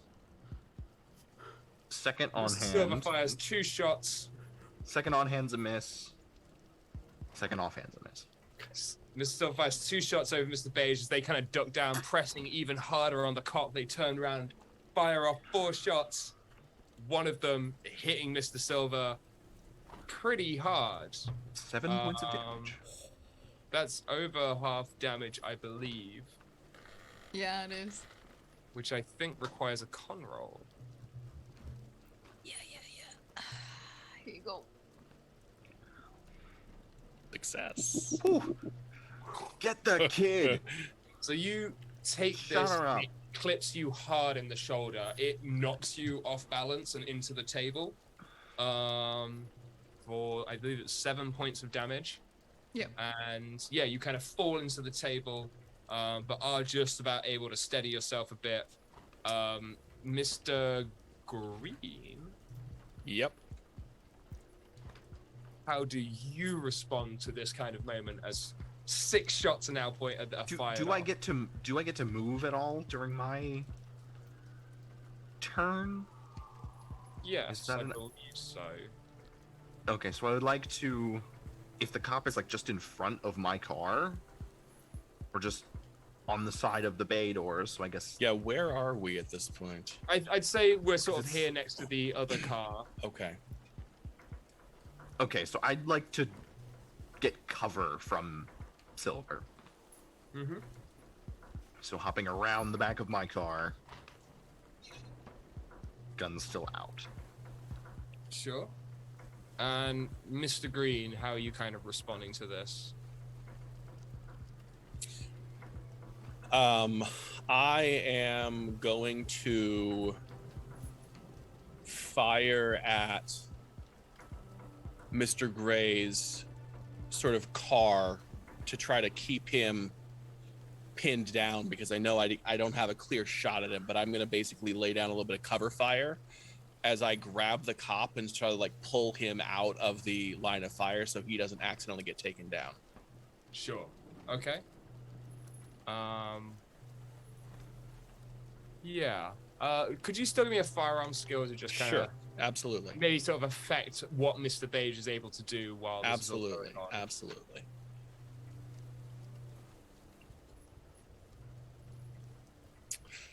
Okay. Not So great. it's kind of like wild shot. Your priority is on the cop. Right. Good old Officer Tyler just getting dragged along the ground as you kind of fire over at the car. It was actually Mr. Green, Mr. Black's. Yo, who's this Canadian cop? Why is he here? Finally, Mr. Black. A Hello. little left behind in the moment. as What you see the Mr. fuck Silver is- thrown into the table by the gunshot. Mr. Beige dies over the car. Mr. Green just starts firing over the top of Mr. Beige as they pull the cop back.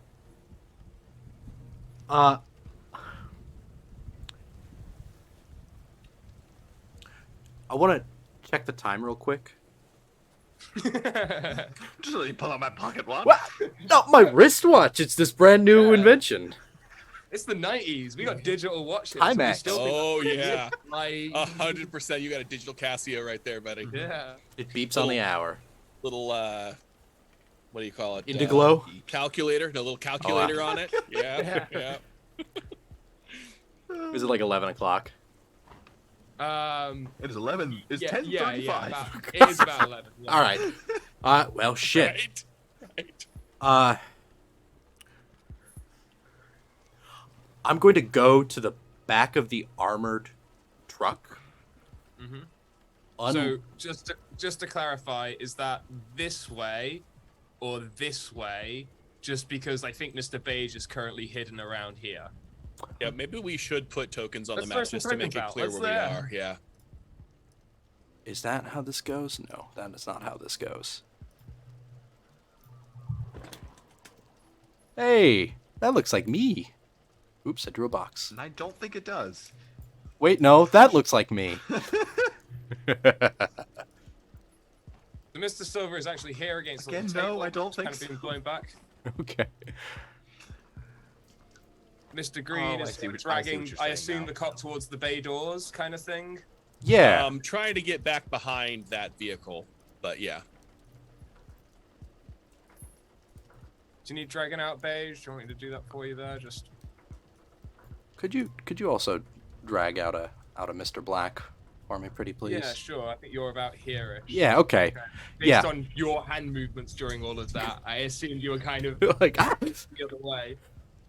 He has swipe controls on roll 20. We can. So yes, I want to go, I guess, this way, between the between the two other cars, and unlock it, and get in and close it behind me, and lock it. Oh, can you? I don't think that you can lock and unlock them from the inside. You tell me, Ben. I don't think that that's how that works. Give me a luck roll because I don't know. So let's At very find least. out how lucky Mr. Black is with their idea. I guess. Let's roll with which alternate universe we're in. Woo! Apparently, This one you can. It's the on 90s. They didn't side, realize I it. guess. Safety I measure that was guess. put in the last few years. It was mostly to keep bank security safe. I mean, it's the 90s. Fucking banks get robbed every other week. So like, you know, there's things in place to keep these people safe, and the best way is to just get inside the armored vehicle and lock it. Then yeah, that's what I do. I unlock it, open it, slam it shut, slam the bolt. And I'll ask that the viewers at home don't correct me on that. I know I'm wrong. This is the wonders of the theater. So I do want to ask a clarifying question. I thought Mr. Beige's car was the one in the middle, moving up toward the top. Not Yes. So we've Yes. got the van, the security van. Then we've got Mr. Beige's car, and then at the back is the car that you and Mr. Black arrived. Yes, and I thought he said that he ran around to the other side of his car. Was I wrong about that, Mr. Beige?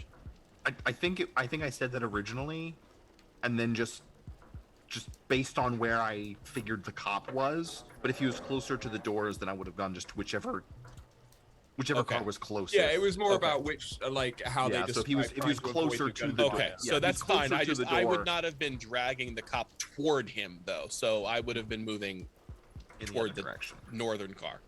Okay, yeah, sure. So I'd be worries. like right here then. Yeah, Sam. Okay. Yeah, just pull the cop right here. Right, exactly. Candy Okay, Graham. all right. We're good. Okay, well, gunfire goes off as everyone kind of takes up positions. Mr. Silver, you're kind of like pressed against the table right now, but it is your turn as you kind of feel this bullet piercing into your shoulder. Yeah. Is oh my god. Fuck. Is the only light source coming from the headlight still? Jesus. No, Mr. Beige. It's like the end of Red Dead Beige didn't get Redemption. What's the going lights on back here? Just, on. And in fact, I think the headlights were turned off. Mr. Beige turned the headlights back off. the ones on Mr. Page's car, yes. But there is still headlights on the security van. And then there's a light, kind of like a couple of lights kind of hanging up in the warehouse. Okay.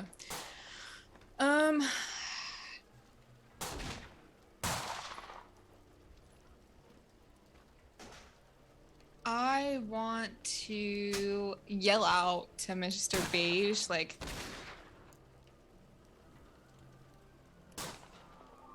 "You're being stupid," and then jump behind the table. You, Or no, I want shot to go me! because you wouldn't listen. I'm gonna. I was telling you! Yeah, What just more gonna jump do behind the you table. want? Well, you to put the gun away. That's my turn. Okay, Okay. Mr. Beige. Fine. Guns go down, everybody. That's what you're saying, right? I think we're past that, Beige. Or should I say, Robert?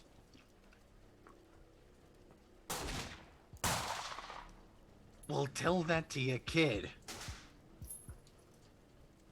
What? She's the one saying to put all the guns down. She ain't my kid. Close enough. What? Oh man, yeah, you can't hear a whole lot of anything off. at this point. Do I keep hear? Do I hear gunshots? Yeah, sing? you just sort of hear the gunshots, Mr. Green kind of trying to keep Mr. Beige, like, suppressed. You kind of hear the clatter as all of the things off the table kind of fall off it as I see Mr. Silver kind of pulls it over for cover. Why aren't you using your real name, Robert? What are you talking about? None of us are. That's the whole point of this operation. As I'm continuing to talk to him, I'm continuing to pull the cop toward the front of the armored vehicle. And I'm going to try to hoist him up into the passenger seat and close the door so that there's some armor plating between him and Mr. Beige. Okay. No. I'm Sorry, sort go of ahead. being a little free flow with this unless Yeah. anyone like Yeah, actively tries to stop Mr. Green. It felt to me like the immediate combat was paused. So Yeah. If I'll let you know if I want I'm them to moving stop him. as we're talking. Is all I'm trying to say here. I will let you know if I want to stop him from doing anything. Right. Yeah, no Okay. worries. So you're in the armored car now, Mr. Green? No, I put him in the passenger side and closed the door. I'm still out Okay. with you. I want to come over to your side, like closer to you. Okay. So I'm like, So yeah, right here. I can kind of see them through the windows, right? Probably, yeah. So yeah, I'll just be Well, sliding no, I mean at this around. point, yeah, Well, I can see suppose like where see you us guys going went that way. to. Yeah. So I'll just still here, keep an eye on if anyone's hooking around, but then just try and keep as much car in between us as possible. Right. No, what I mean is, Mr. Beige, why isn't your real name your real name? Why are you using a secondary pseudonym, and where the fuck did you get this one from? The hell are you talking about? You think I'm gonna lie to you with a gun to my head? I know Robert Meldrum, and you ain't him. The hell are you talking about? Is everybody still That's my shooting their name. guns? That's always been No, my I'll turn it off. Yeah, please. I will swear you on my mother's grave that is the name she gave me. Uh-huh. Wait, Mrs. Agree, do you know somebody named Rava and it's not Mr. Beige? Yeah. Who's this Robert that you know of? Somebody you I've known shot at for me a and you didn't real even long know what the time. name meant? I don't know. I got panicky. What does it mean? Who's your Robert, Mr. Green? Somebody I've known for a really long time, an old friend. Mr. Black's gonna open the back of the armored vehicle and poke his head out. Are we done shooting for a minute? Can I come out? Mr. Black, do you know a Robert Uh, in your life? Intimately. How intimate? What? Quite well. Do you know a Robert? Black, toss me the keys. No.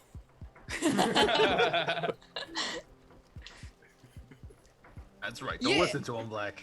Oh God. So you know this guy who's taken this name, Robert. You know this guy. You knew him before. Are Who- you in on this with him? Who, Beige? No, I don't.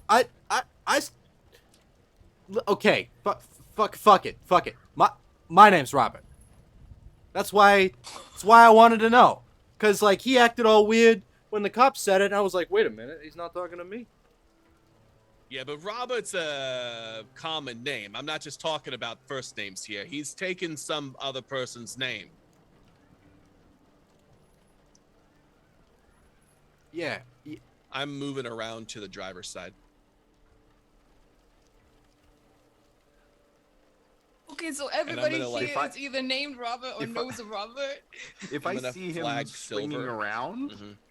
I will take a warning shot. Not to hit him, just like in the chest over here. Okay. Do I need to roll that? No, I'll just let that, especially if it's a warning shot just over their head. I Mr. mean, Green, does it stop you? there's a freaking armored vehicle between us. I'm not super worried, to be honest.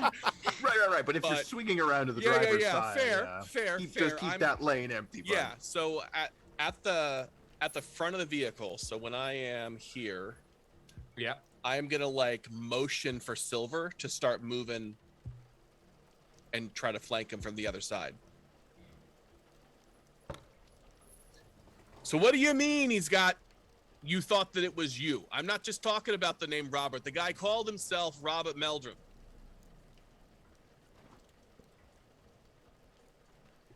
Sorry, who are you addressing? Mr. Black was saying that.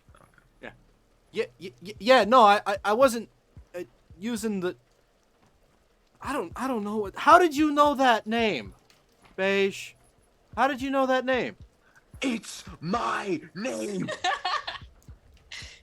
Wait, are you all cops? Am I being duped here? I am not even close to a cop. Not anymore. You put That's him. exactly what a cop Proximity would wise, say.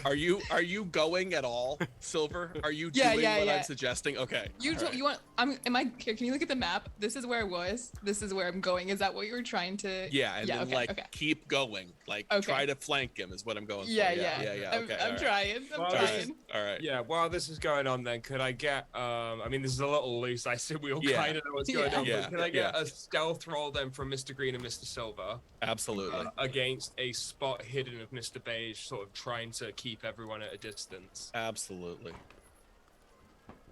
I'm gonna spend. How much luck do I have? I don't know if you I have don't- that much luck. Do you have 54? Oh I have God. 55. Can I? I'm spending the 6. I mean, I don't think it matters, but So. Yeah, you would still beat me, so I'm not spending my luck on that. You rolled a 37. Can I push in this situation? I'll allow it if you can give me a really good one. And we promise not to tell Chaosium. Do you crawl under the I mean, we're car? not really in combat, so yeah. that's why I'm asking. Like, it's a little bit. Yeah. So, like, can I pick up a just a random like bar that's on the ground as I'm walking by and throw it to the other side of the building to try to get him to look in the other direction, and then bolt for the driver's side door? Okay.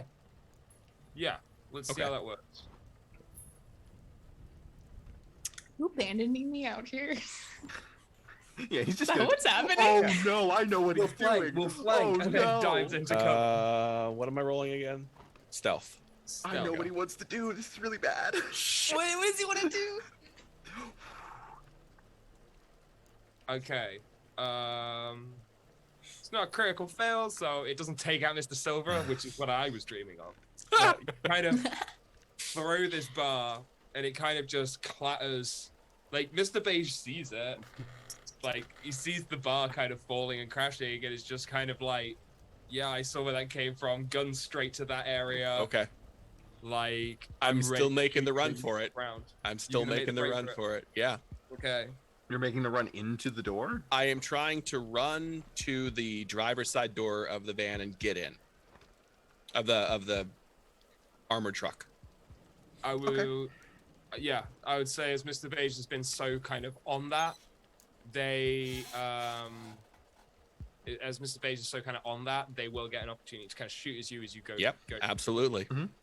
Unload at me. if they wish to. All 15 bullets they Yep. can fire. Oh, I'm just gonna fire with the one gun, so I get 2. How many are left in that in the clip there? 8. Okay. All Is that right. 2 guns. It's been spread out.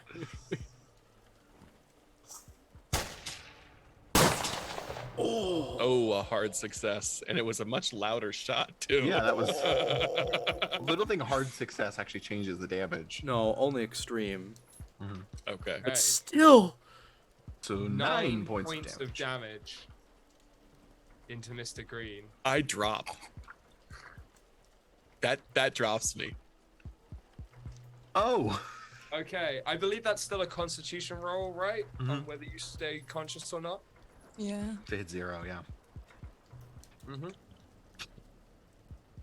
But those rolls still coming in at the last minute. Fuck.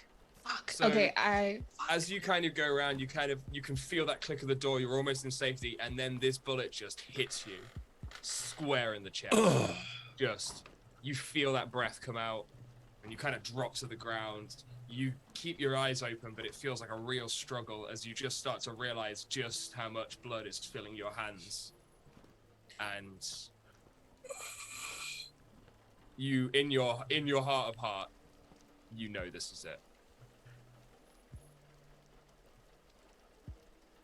As I like slump to the ground,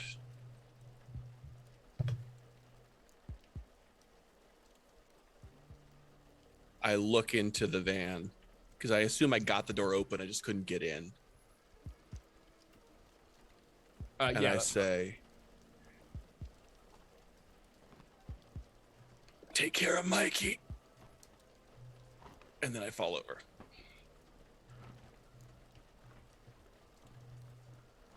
I am going to kind of swing out this way and kind of gesture with the gun by Silver. You see what you did? Go help him. Make sure he doesn't bleed out.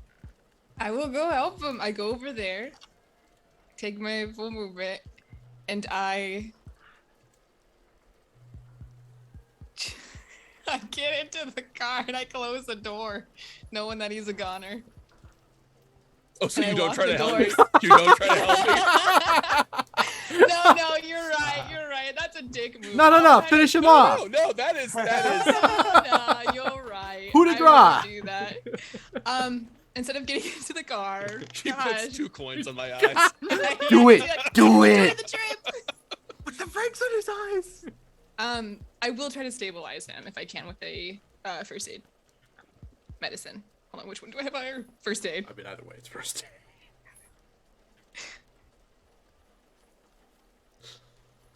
As you come in close to try to stabilize me,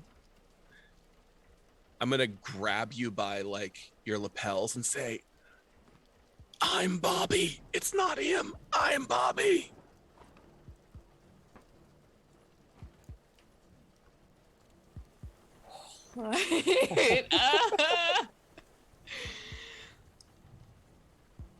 I'm just gonna whisper to you, listen, I'm gonna try to get help for you, I promise. And then I'm gonna get into the car, close the door, and then lock them like I originally planned. we play the Final Fantasy victory music on stream? How long is it? And then I want to scoot over to the cop and then tie him.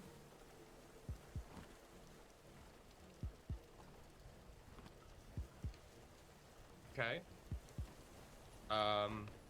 That's fairly that's doable.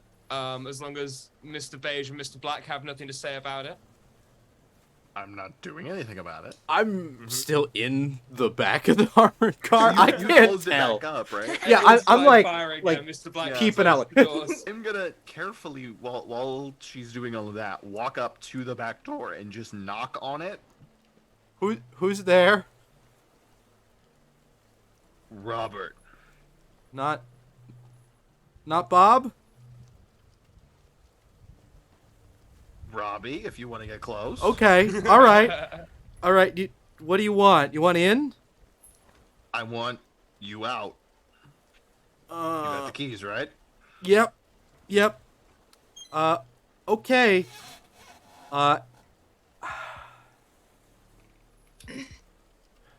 Oh, do it, Mr. Black. And as Mr. Black swings the door of the armored van open, he's got his switchblade in his hand, and he's gonna attack Mr. Beige. Ah! Yes! Ah!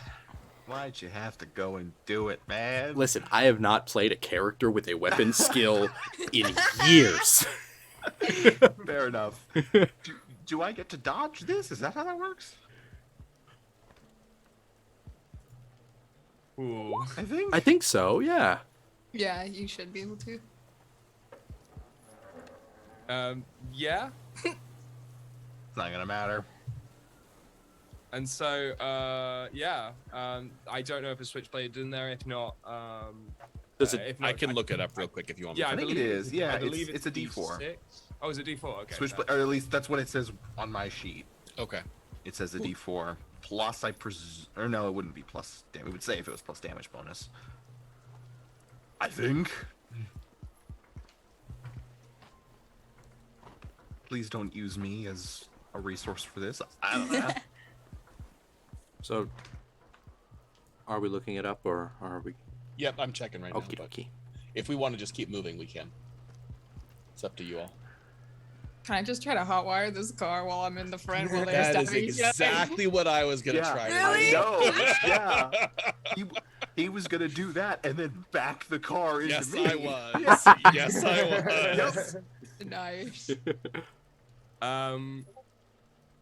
Okay, so yeah, as Mr. Green bleeds out on the ground, Mr. Black comes out of the van and begins to scramble with Mr. Beige, jabbing a switchblade into their ribs. Could you give me a damage roll on that then? Did we decide? I really thought I'd put that on the sheet of what it is. It says a D4. I'll On my go- sheet, it says a D4. Okay. Yeah, Unarmed is Switchblade. a D4. Yeah, that's what I was thinking. 1d4 plus damage bonus. Okay. damage. Do I have a So it's- damage bonus? I was gonna say that's Well, the I don't same know as what's hitting damage. someone. Yeah. Right. Yeah. I don't have a damage bonus, so it is the same as hitting someone. So is that not? It's the other Slash way. R. Yeah. It's /R. Yeah, the other one is if you want to do a Reddit post. Yeah, I give you like an uncomfortably close shave as I dive out of the back of this Yeah, van. you feel this kind of prick as Ah! knife kind of cuts at your ribs. It kind of bounces off your ribs. It hurts, but it's manageable as you kind of start to wrestle with Mr. Black. Hey! Stop it! I'm not trying to get anybody What? killed here. Quietly in the background, Mr. Silver, if you just want to give me a electrical repair while Mr. Black and Mr. Beige scrap. Okay, I did still want to untie the cop though and give him my gun and just be like, cover me, and then I'll Give him hotwire. your gun? Yeah. You are 18. You'll Electrical. understand the situation and help me? Can I push this? I don't know. Let me think of how to push this. I mean, at risk of You should Yeah. Ruining the absolutely ignition. push this. Yes, push. You If should, ever you there should was a push this, time. but I know the bad thing already. Okay, I push this, but okay, if I push it, can I spend all my luck to make this as on a push? Can you spend luck? Oh, Believe so, Or yeah. go. Yeah. Okay. Yeah. Fuck. I spend. do you have? You don't think you have I enough? don't think If you you have started with 0.53 55. luck. I started with 55. Did you spend any? No, I haven't spent any. Can I just spend all my luck on this? that Okay, would I get do you it. under. That would get you under. Alright. I just spent all my luck. Yep. My luck is 0. I hotwire the guy. You give the cop your gun. They kind of slide over to the passenger seat as you go into the car. And they go, and as you're just sort of fiddling away, you can start to hear the car come into life, and the cop just screams, actually bear with me a second. That's comforting.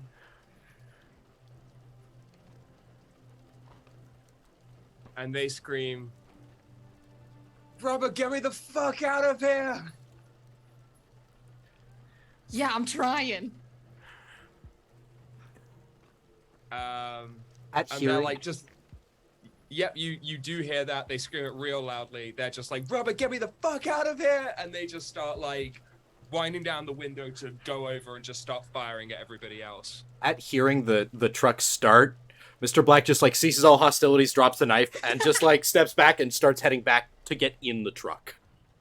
Come on, get while the getting's good.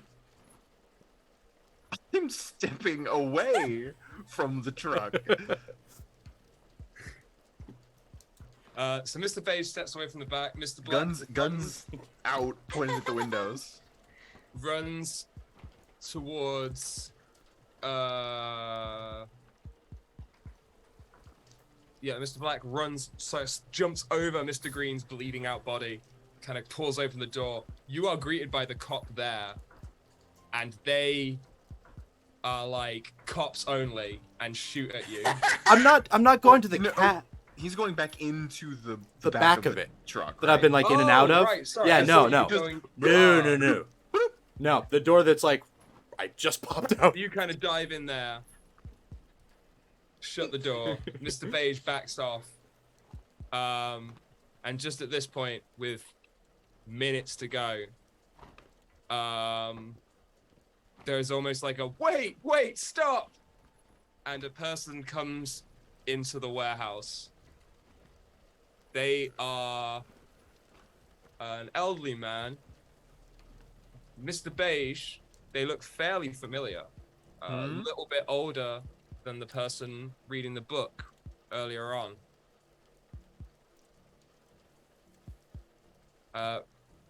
Robert, you enter the scene. This is, I mean, it's been incredible. It's been an amazing, like, you guys. I just, well done. Well done.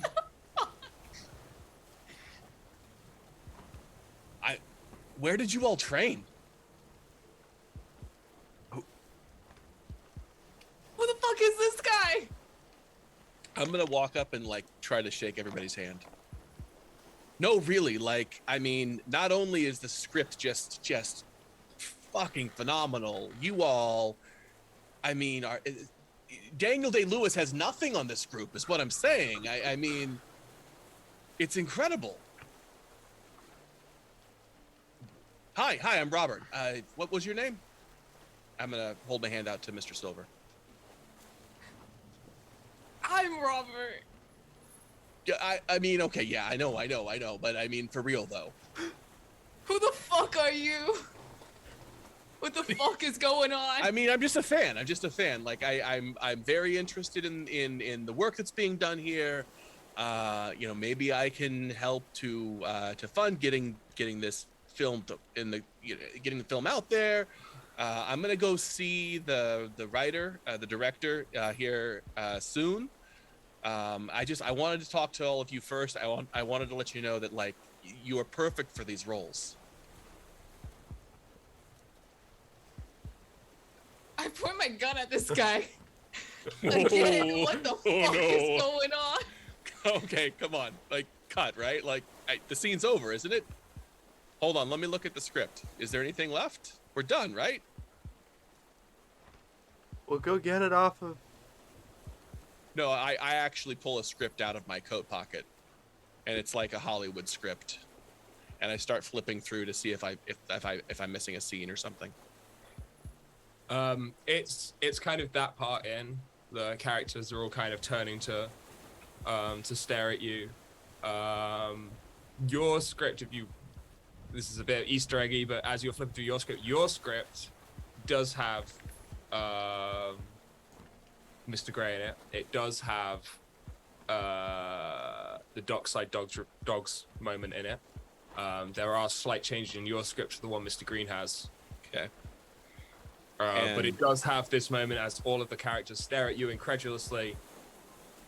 Silver points their gun at you. You tell them what a great job they've been doing. Holy shit, this is so cool. I'm going to examine the bullet wound in my back very closely and just like really just kind of put my fingers in it. Look, give me a first aid he roll. wrote me into the movie. I didn't even know the guy knew me. Check it out.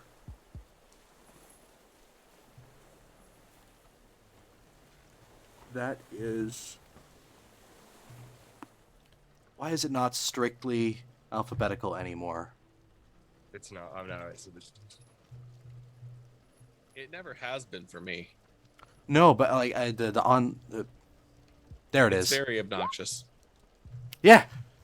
yeah. I mean that's a bullet hole. That's definitely a bullet hole. Can I go to the hospital now, please? There's a bullet, Robert, you're bleeding, please. It hurts. Can I go to the Can I go to the hospital now, please? Yeah, okay. What, did you get hurt during the... Yes, I shoot? did. Yes, I did. Yes, there was an Oh. accident. Yeah, I mean, I'm not... Can we... Is there somebody here that can do first aid on this? Like, I guess one of your actors got hurt, and I'm like looking around for cameras and mics and... I'm gonna pull my wallet out while he's looking around. Robert, give me a sanity roll, actually. Okay. Oh.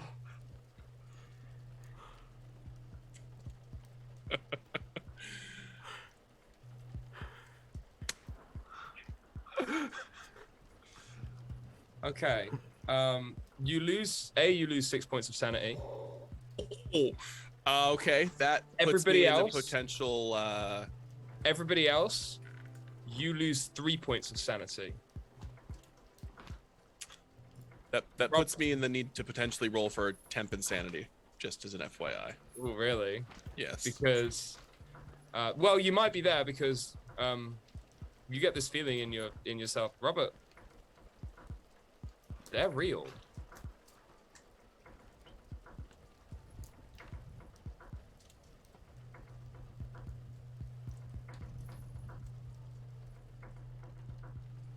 Wait. Where are the cameras? I point my gun at Robert. Yeah. Oh, please. Uh-huh. I'm gonna reach over to Same. my cop friend and can I just borrow your badge? I just want to, I mean... The cop just sort of shrugs like, fucking, yeah. Yeah. And I roll down the window only like a smidge so that nobody can shoot me and just like put it out the window. Okay, you guys are under arrest. You have the right to remain silent. Anything you can will be used against you in a court of law. You're licensed to the attorney. Lay down your arms, all that jazz. But I'm getting the fuck out of here and y'all under arrest. I don't... Wait, so you're a cop? Yeah. I thought he was the cop, and I'm pointing to the guy who's dead on the ground. Wait, what? I thought that Beige was the cop.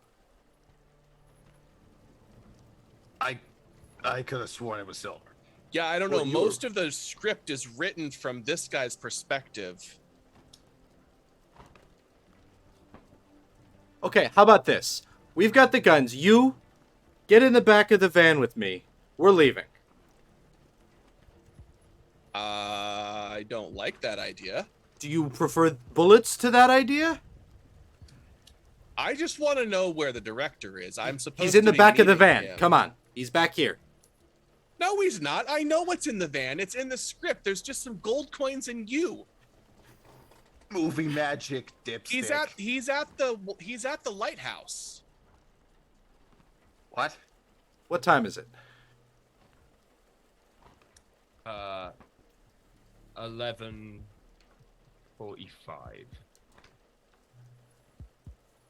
But...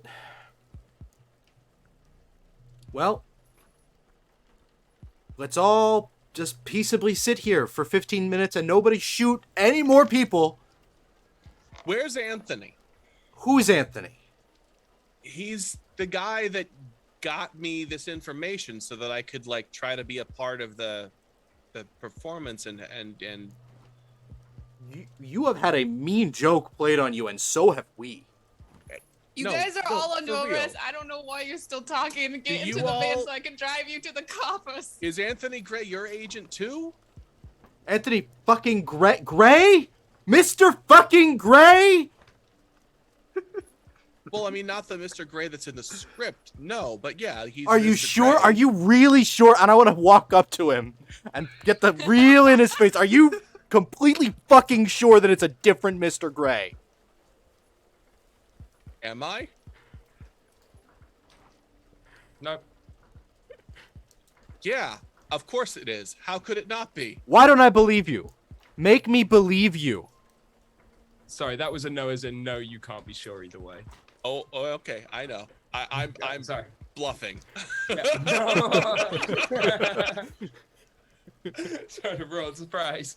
I'm gonna hold the script up to him on the current page of the scene and say, "What do you think is going on?" I'm going to take it and step back and keep covering him, and I'm going to read the script. I'm gonna start knocking on the window. Let me in. You're not going anywhere.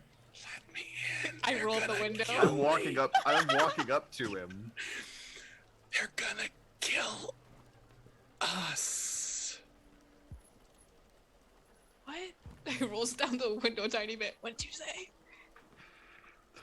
They're gonna kill all of us. Who's they? We are? Who's gonna kill us? You.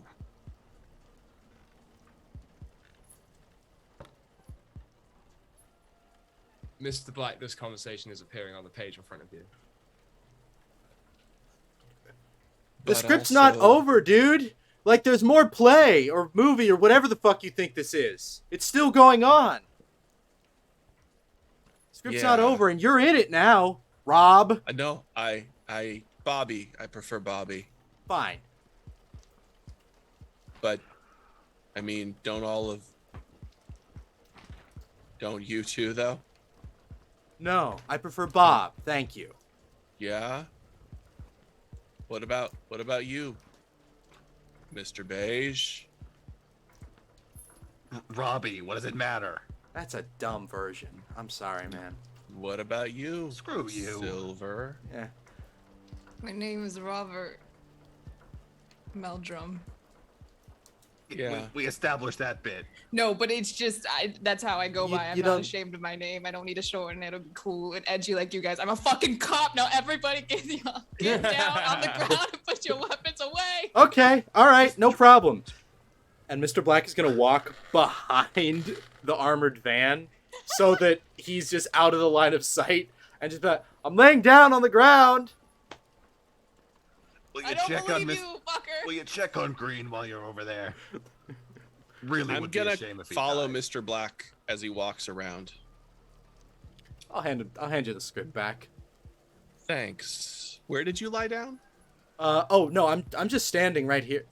Oh, okay. Yeah. Just behind the truck. Yeah. Okay. I did really want to see like the treasure. Oh yeah, can for I- sure. Can I get left a it look? unlocked. Here, I'll crack it open and I'll I'll show him the I inside. push the gas a little bit just to go forward. Whoa. Make the car go forward. Okay. Yeah. I reach in and grab a couple of coins. So it's a coin. It's not coins. The coins were the Mr. Silver was given 2 coins by the old man.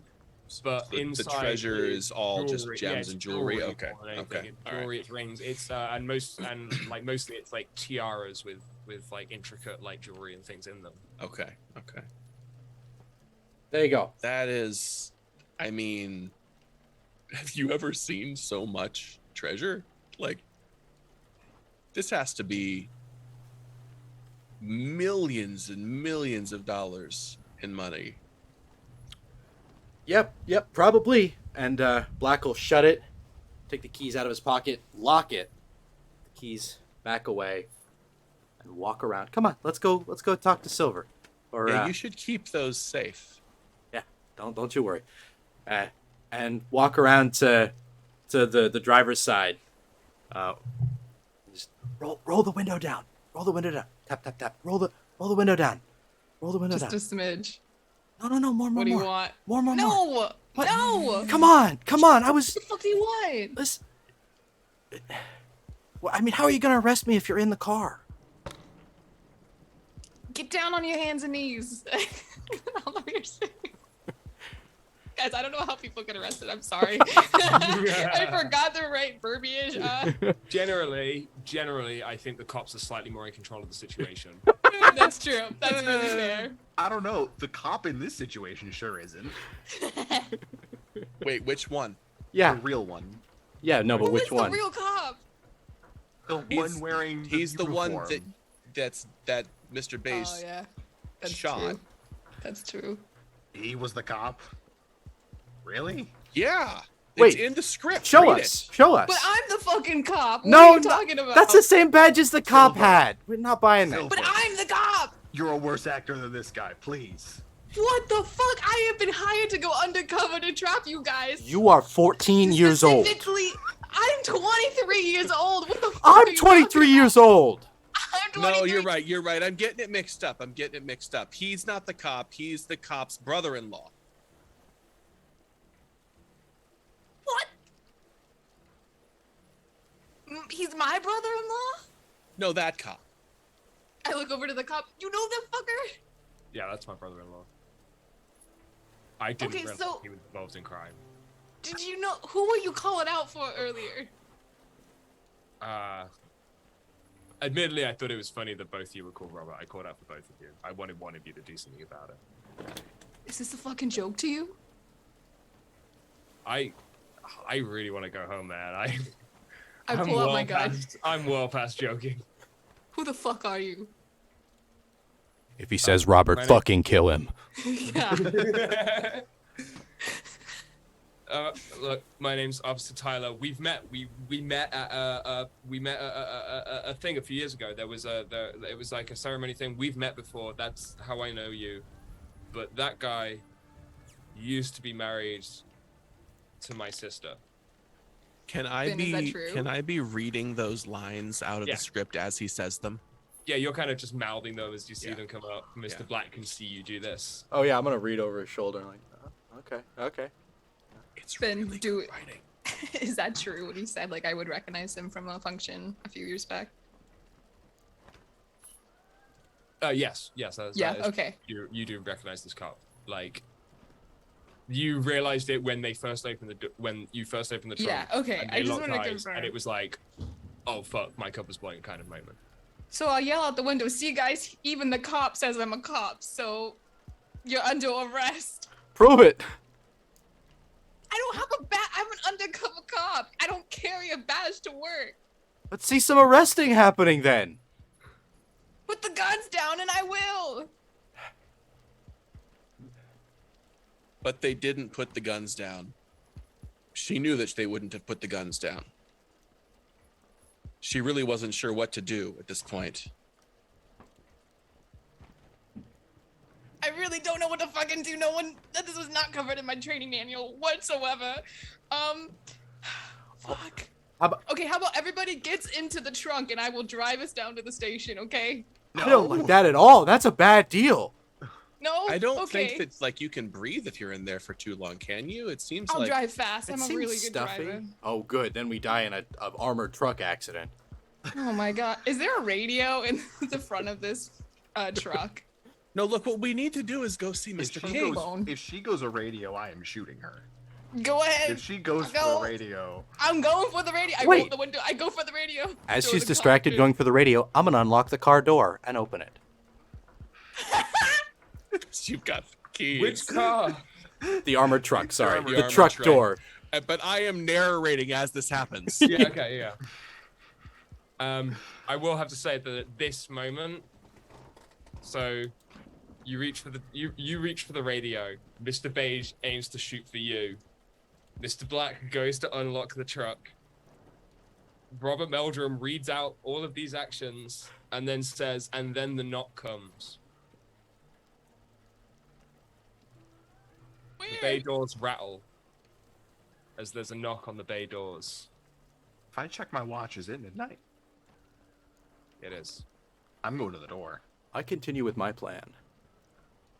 I'm Oh, maybe that's Mr. still King or going for Mr. the radio. Gray. I do not want to hear Mr. Gray's name one more fucking time tonight. Mr. Beige, do you open the door? Yes, with one gun still trained on the door, opening it. And you open the door to the only person that remembers Mr. Gray is lying dead on the ground. So nobody recognizes Mr. Gray in their So- yellow coat. It's not Anthony Gray It is Anthony Gray. because I would know Anthony Gray. He's Yeah, my you agent. do know Anthony Gray. Okay. You do know alright, Anthony Gray. Okay. As they slide open the bay doors, wrapped in a yellow coat, Fucking and finally. they go, does anyone remember the password?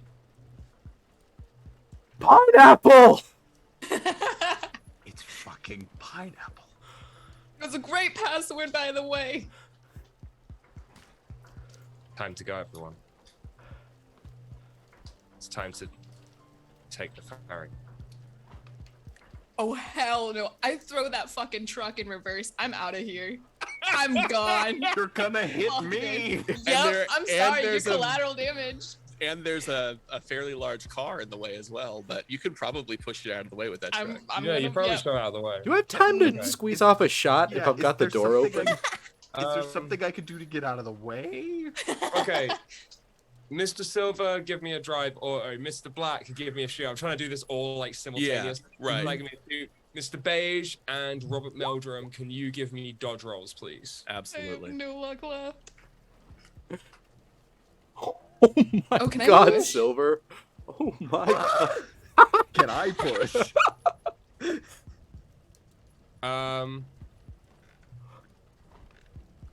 I'm too into what's going on to be able to really dodge at this Oh, point. yes, I think. I will allow pushes. Okay.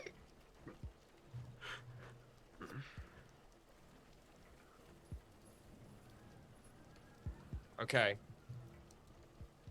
Mr. Silver threw the truck into reverse and slammed on the gas. Mr. Black, you fire your gun into. Are you shooting at Mr. Silver or the policeman? Mr. Silver. You fire into Mr. Silver, hitting them. So I have a damage roll for that. As Mr. Silver slams it into reverse, crashing into the car behind, as well as both Mr. Beige and Robert Meldrum. 8 damage. I'm dead. Mr. What? Silver Yes. slumps down into the wheel as the van continues to slam back, crashing into Robert Meldrum, Mr. Beige, the other car, slamming them both into the bay doors. Handbrakes weren't what they are now. Slamming into the bay doors, hitting Mr. Gray in his yellow coat as well. I don't know how to do the improvised damage of a vehicle. I think that's somewhere, but I'm gonna go with. What would happen if someone gets slammed into bay doors with 2 cars? You can treat it like fall damage. You're dead, dude. You're dead. It's gonna Like, put us. I mean, I would be perfectly fine if it just drops us to 0. We make con rolls to stay awake. yeah. That sounds There's a problem. reasonable. There's a problem with this though, Uh-oh. in that as Robert Meldrum is hit, I need everybody to make a con roll. Including Robert Meldrum? No. Okay. I'm dead, so I don't have to do anything anymore, right? No. Cool. Me and beefy boy. Hardy, I found all my blood. It's back inside me. I have been drinking milk since I You was can't 4 years push- old. You can't push that, Mr. Beige, can you? Because you've rolled twice, so it would be the first one, wouldn't it? Oh, did it roll? Dang it! I didn't see the Yeah. first one. Sorry to disappoint. No. I didn't see that one. That one's on me. Which is the strangest outcome of all. Mr. Black fires off the gun. It hits into Mr. Silver as Mr. Silver slumps forward into the wheels, slamming the vehicle into reverse. It crashes into Mr. Beige, who just rolls under the security van. It crashes into Robert Meldrum, pushing them up against the other car. And the car, Mr. Grey on the other end of it, Robert Meldrum in the middle, and the security van with with a dead Mr. Silver and Officer Tyler, crashes through the bay doors and falls into the ocean. Alone, injured, Mr. Black wakes up in a warm living room. A paper script is kind of crashed across the floor, and a small cat sits on a footstool kind of watching you for a second. You feel aches and pains. The bullet wound is still there. You feel like you've been hit by a truck. And as you look out on a rising sunrise, you have escaped the pages of the script you were born in, and you alone have escaped and are now a fully three-dimensional real person. Talk about immersive theater. And that is the end of Dockside Dogs. Thank you very much for bearing with us. That was a little longer than our usual show. My name's been Ben. I've been running the Table Quest Call of Cthulhu actual play for today. Join us next week at 7 Eastern Standard, where Tyler will be back and giving us the season finale of Black Rabbit Society. You can also join us tomorrow for Doors and Deities, which is a D&D game run by Drew and even more hell raised by Kendra. And yeah, we would love it if you subscribed, followed. If you've got an Amazon Prime subscription, you have a free subscription that you could use on us if you've enjoyed the content. A couple of quick shout outs include Sirenscape for giving us lovely sounds and noises. Joel, who runs Leonidas Gaming. You can play Curse of Strahd D&D games with all the added trimmings, and they're definitely worth it. And finally, thank you to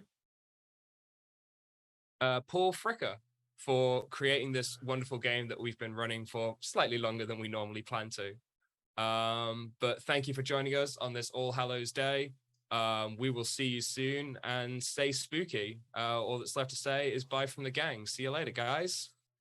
Do we Have a good even want to night. do jazz hand? No, what is it? No, my What are brain. they We doing? we What need are to they doing like theater? we need to stand to, off. Next can stand off till we We need go. to like snap the. That's right. Snap the thing. I don't know what it's called. The Marker. Oh, Yeah, the marker. yeah, yeah. And see.